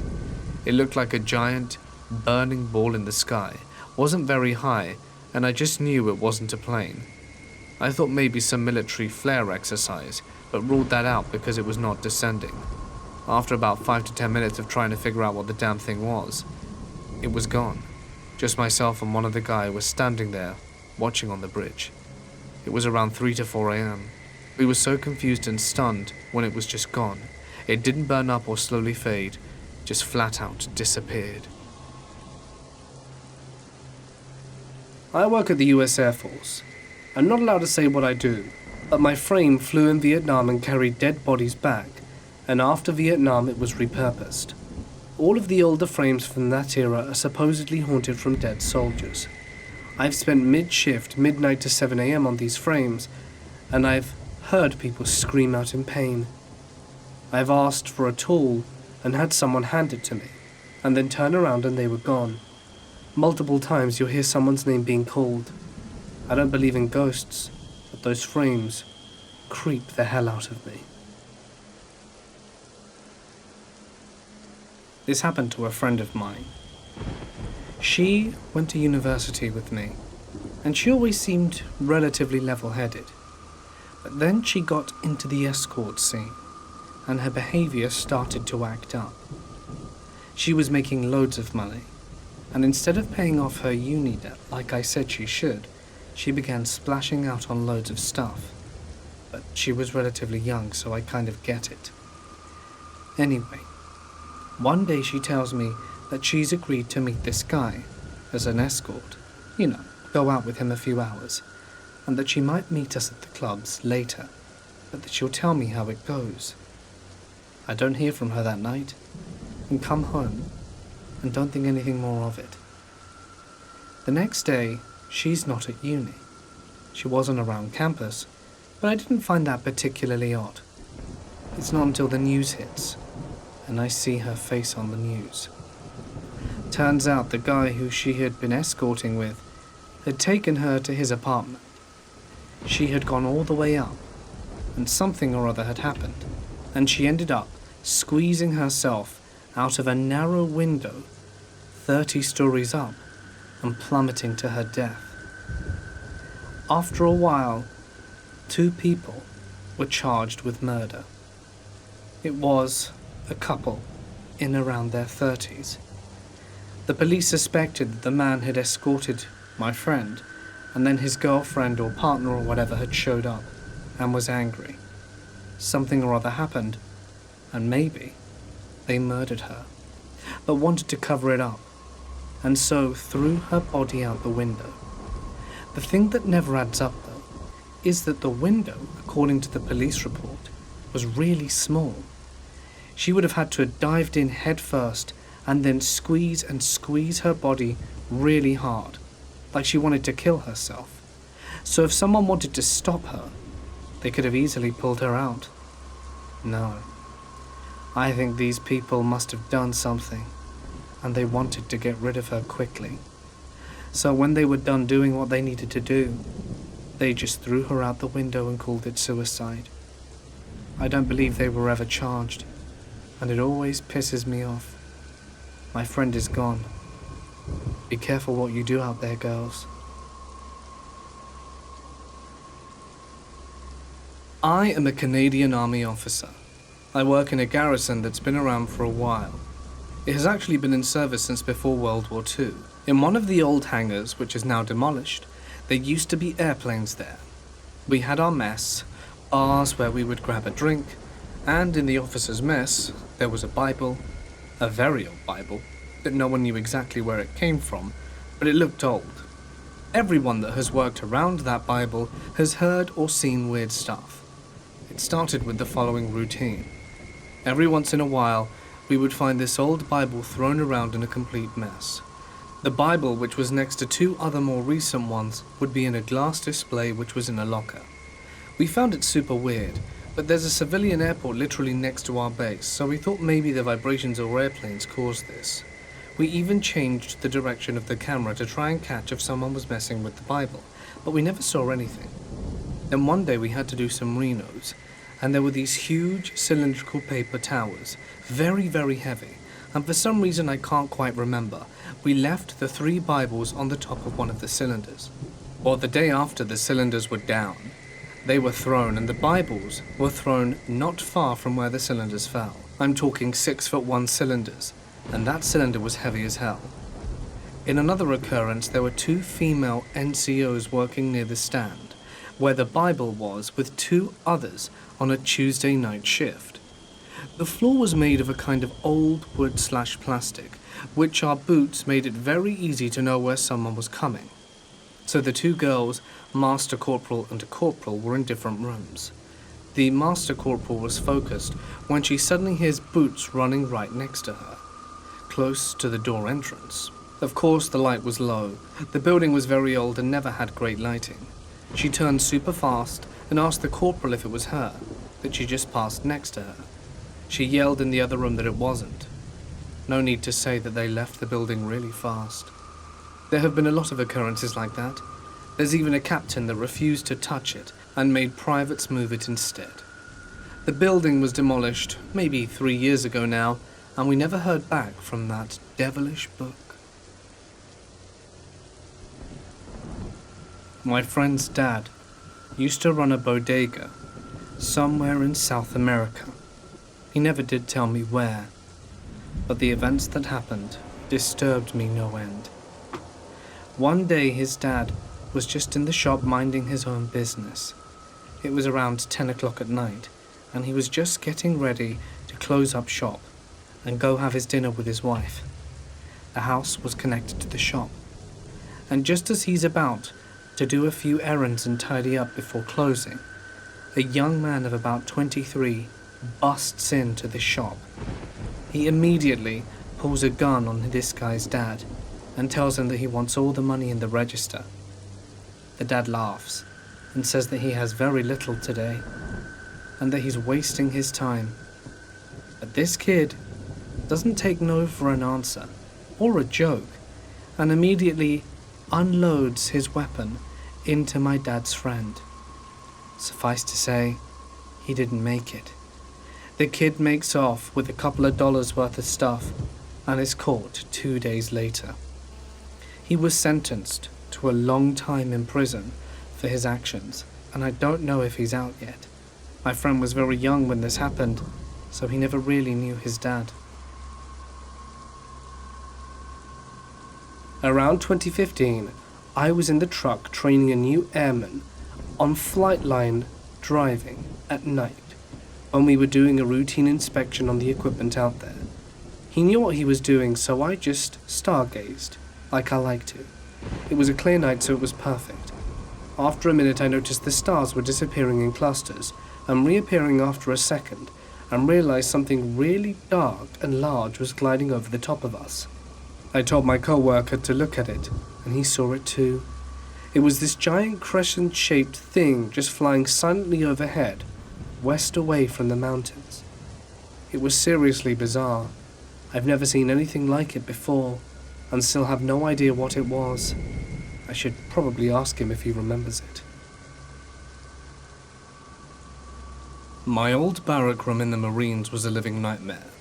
I have a lot of stories from it, but I want to share this first occurrence. So I was stationed on Camp Pendleton at the time, and grew up near there, so I'd often go and see my parents at their house on weekends, and even some weeknights. If I went home, then I'd wake up at around 4:30 to 5 in the morning, then drive back to base for PT.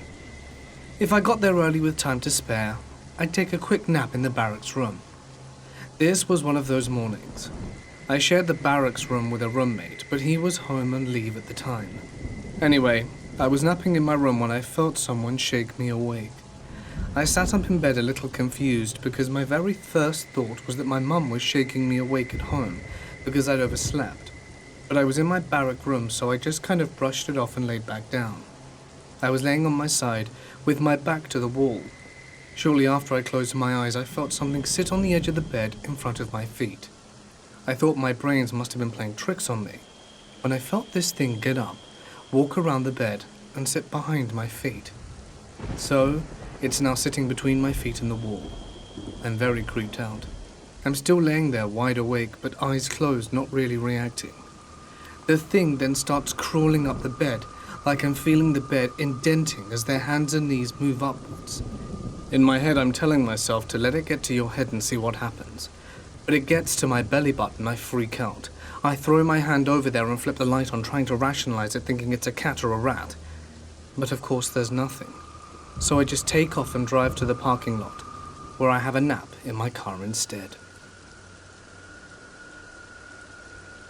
I have a schizophrenic brother who started an argument when we were in our late teens over my dad giving me his old iPhone.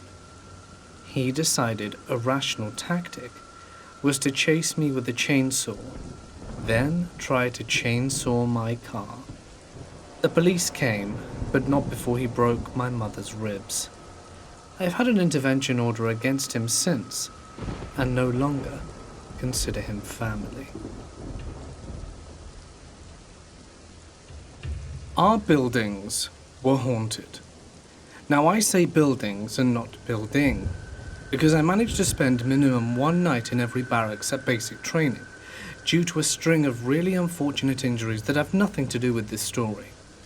We heard voices during lights out.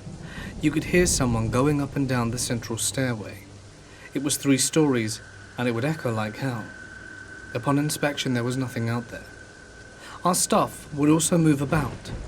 One of the lads had his inspection out on an empty bed, and by morning it had all been thrown around the room.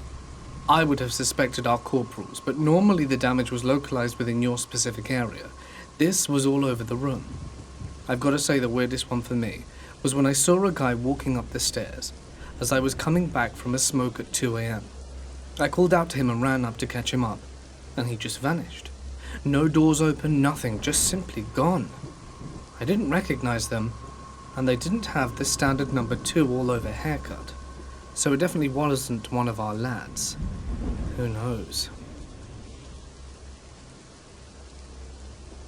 I work the evening shift at a hospital that is believed to be, at least by 90% of the staff, haunted. I'm part of the 90%. You see, there have been horror stories about every building, floor, and pretty much every part of the campus. I mostly wander around alone as a housekeeper, and that makes it much worse. At least when my mind is on it. Usually I try not to think about it. My personal experience was back in the ultrasound wing of the radiology clinic. By the time I get around to that area, the lights automatically dim, and there isn't anything I can do about it. It's always spooky back there at night, so I usually just get done with what I need to do and move on. The place is kind of shaped like a J, like a long hallway that curves around. On the inner side of the curve, there's a dressing room that opens up to a mammography suite, and then opens again at the top of the J. If you're standing at the bottom of the J, you can see through the doors of both rooms to the top of the J. I was standing back there, trying to bag on my card, when something moved in the corner of my eye. I looked up, and through the dressing and mamma rooms, to the other doorway opposite me. I vividly remember it like it was yesterday. A male figure walks past the door, right before my eyes. I literally watched it amble slowly across my field of vision. There are no male ultrasound techs here, and it was not my boss. It looked like it was wearing dark clothing, had long hair, but was definitely male. I snapped out of it and ran over to see if some freak had wandered in, but there wasn't anyone. I grabbed my stuff and ran out without finishing all the work, 'cause screw that. Another story, which isn't my personal experience, comes from the 2nd floor of the hospital. The 2nd floor has nothing but offices and computer labs, all adjacent to one corridor that spans the entire length of the building. On one end is a set of elevators, and on the other, a pair of double doors that opens into a computer lab. This floor is infamous for being the domain of something the workers affectionately call Matilda. The first story I heard about her was from a co-worker who knew someone who worked on that floor. He came in for whatever reason doing office stuff and was going home late one night. He walks out of the office and starts towards the elevators when something catches his eye, so he turned towards the computer lab. At the end of the hallway, there was what looked like a patient peeking into the lab. He walks towards her and asks her who she is and what floor she came from. She turns around, and she has no face. The office guy is frozen in place, scared out of his mind. He wants to run away, but he doesn't want to turn his attention away from whoever or whatever is staring him down at the other end of the hall. What does he do instead? He closes his eyes as tight as he can, and after several seconds or minutes or however long it was, he opens them, and she's gone. He says he's never ran as fast in his life as he did that night, straight outside without ever looking back. Another Matilda happening was when one of the managers left a tape recorder going in his office, also on the second floor, because he wanted to see if he could catch any weird noises or voices. The next day I'm walking by his office with a co-worker, and he calls us in there and plays the recording to see if we hear it. After forever with nothing, a faint voice comes in and says, "Turn it off." That was spooky as hell. I've got another story. I'm in the MRI suite right now where my friend, Sandra, told me she had a scary experience. Like the ultrasound area, MRI can sometimes give off a creepy vibe. I've never seen anything back here personally, but Sandra has. She told me about a time where she had come in late one night to prep the MRI. The suite is shaped like a W, with the middle wedge representing the computer workstation, and the outer ones being the MRI rooms themselves. On opposite sides of the workstation, there are windows looking into the rooms, and you can see the reflection of the window behind you in the one in front of you. She was back here alone that night, prepping the machine and half asleep. It began to dawn on her that something felt wrong, and she began to experience a feeling of dread. Whatever it was made her feel so uncomfortable and restless that she snapped out of it and woke up. She looks up into the window, into the suite, and sees a silhouette of a figure standing in the corner. She doesn't know what the hell it is. Thinking she sees things, but remembers how I said you can see the reflection of one window in that other? She realizes that the figure isn't standing in the corner of that room, but is rather standing in front of the other window behind her, just staring at her.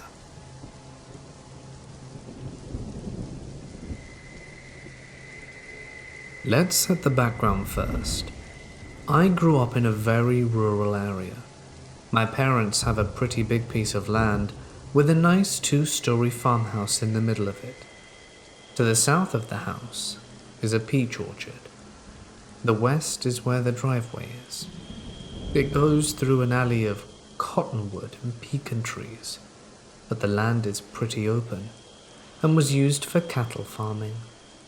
The east and north is dense woodland and shrubs, which reaches all the way to our neighbors about 2 miles. Back then, I was working at a carpenter shop in town. I had just gotten my driver's license, and so I was able to get there on my own. It was about an hour-and-a-half drive, though. We started fairly late in the day at about 10 a.m. The owner of the company was sort of a night owl and loved to sleep in, but because of that, we had to stay until 9 p.m. That was no problem in the summer, but turned out to be a bit of a nuisance in the winter, as it got dark pretty early, and I hated driving in the dark because the lights on my car weren't the best anymore. I drove a 1987 Chevy pickup, which had obviously seen better days. I hadn't had much money back then, so this was all I could afford. So one day in late December, about 10 or 11 years ago, I left work much later than usual. I had made a pretty stupid mistake on a nightstand I was building for a customer and needed to fix it, as the customer was going to pick it up the next day. When I finally finished, it was about midnight. I cussed out my own stupidity, closed the shop up tight, and went to my car. There are 2 routes I can take to get home. One is on a highway, the other one is through the backcountry, and dirt roads surrounded by thick brush and trees. I usually took the highway, as it was much faster and safer, especially in the dark. But this day, there had been an accident, and the highway was blocked by emergency services, so I took the long way home. As soon as I left the main road and made my way up the dirt trails, I got this feeling, you know the one, as if something bad is about to happen, almost like impending doom. The longer I drove on the road, the stronger the feeling got, until it felt like all of my body and soul were aching desperately to turn around, drive back all the way to the roadblock, and wait until it got opened again. I tried to suppress it as best I could, and tried to convince myself that I had driven this route many times, and I knew that it was safe, albeit a bit rough on the truck. When I was driving through an especially rugged piece of brush only about 10 miles from my parents' farm, all of a sudden, my left front tire popped. I did my best to keep the truck on the road and made it to a safe spot.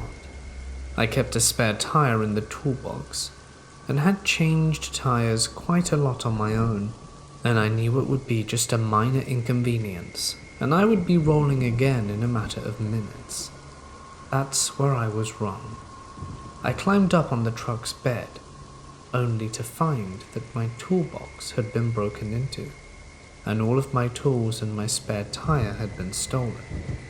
So there I was, still miles away from the nearest settlement, in bear and wolf country, in the middle of the night with no cell phone, and no way to repair my truck. I always kept a sort of survival kit in my toolbox with a blanket, a small axe, a fire starter kit, and some MREs, but it had been stolen too. Thank God I still had my trusty pucko, which my sister gave me when she moved to Finland. So I made the second, but bigger mistake on the day. I decided to walk home. To this day, I still don't know why I made this decision. All I had to do was wait in my truck until sunrise, and I knew a neighbor was driving this road every day at around 8 a.m. He could have taken me to town and called my parents to get the truck, but some stupid fart in my brain said, "Nah, we're walking." So I went. I locked the car, took my rucksack with my belongings with me, and began walking. I couldn't have walked far when I got this eerie feeling, like something or somebody is watching me. I turned around, but nothing was there. I picked up my pace to make it out, when all of a sudden I heard some rustling in the bushes to my left. I called out, "If there's someone there," but of course received no answer. The feeling of being watched got stronger and stronger as the rustling became more frequent, when suddenly the brush stopped and I came to a small clearing. That's when he spoke to me for the first time. "Hey there, boy." He had a pretty weird pronunciation. The first part was spoken softly, almost gently, but the boy was like an explosion in my ears. He made a tiny pause in between, and then spewed out "boy." He was big, 6'6", wearing a long trench coat and hat. Grey, short hair with lifeless eyes, almost like that of a perished fish. But what really scared me was his dog. He had a huge, black, shepherd-like dog, but it looked very wild, almost like a wolf. I immediately froze with fear. I always heard this term, but could never imagine it being like this. I couldn't move. I just couldn't. I tried, trust me, God, did I try. "What you doing there, boy?" he asked. "Don't you want to talk to me, boy?" I still couldn't move a finger, but my mouth slowly started to work again. I told him about the truck and how I was trying to walk home, but I don't think he was able to understand a word that I was saying, as I was stuttering and slurring the words due to fear. He made few steps towards me, his dog fixated on me like prey. He came so close that I could smell him, a very odd smell, a bit like old cigarettes, but there was something else that I couldn't point out. I still stood there unable to move. He took a deep breath and closed his eyes, almost like he wanted to remember the smell of fear radiating from me. He started to grin, not a genuine, honest grin, but the one where the eyes aren't involved. They stayed as lifeless as they were. "Be careful out here, boy. There's a lot of dangerous things out here, boy," he said, and vanished into the brush as suddenly as he had appeared. I started to thaw up and was able to move my body again. All of a sudden, my knees felt weak and wouldn't bear the weight of my body anymore. I collapsed to the ground and my whole body began to shake uncontrollably, and I began to sob with relief. As soon as I had regained control over my body again, I ran like I never did before and never have again, all the way home, which was quite a long way. I can't describe the feeling of relief coming over me when I saw the all-so-familiar porch lights coming up in the distance, and I reached the edge of the woodlands on our property. "Hey there, boy." My heart skipped a beat. I screamed from sheer terror and knew that this would be the end. So, I didn't stop running. I ran and ran and ran and never even bothered to look back. Only when I reached the warm yellow circles of light cast by our porch lamps did I dare look back. He stood there on the edge of the woods, like he did on the clearing, his animal on a leash next to him. He grinned this creepy grin again. I fumbled out my keys as my parents locked the back door at 8. I unlocked the door and stumbled in. Only when I had locked the door I started to feel remotely safe again. I went upstairs to my room and made sure that all the windows were locked on my way up. When I looked out the window, he was gone. I told my dad about this when we got into the truck the next day. He said this was likely Samuel, an old hermit who had a small cottage down there in the woods, who had been living there for at least 30 years, but that he had never seen him with his own eyes. So in retrospect, perhaps I was never in grave danger. Maybe. Nevertheless, to the strange creep in the woods, I'd rather not meet you again.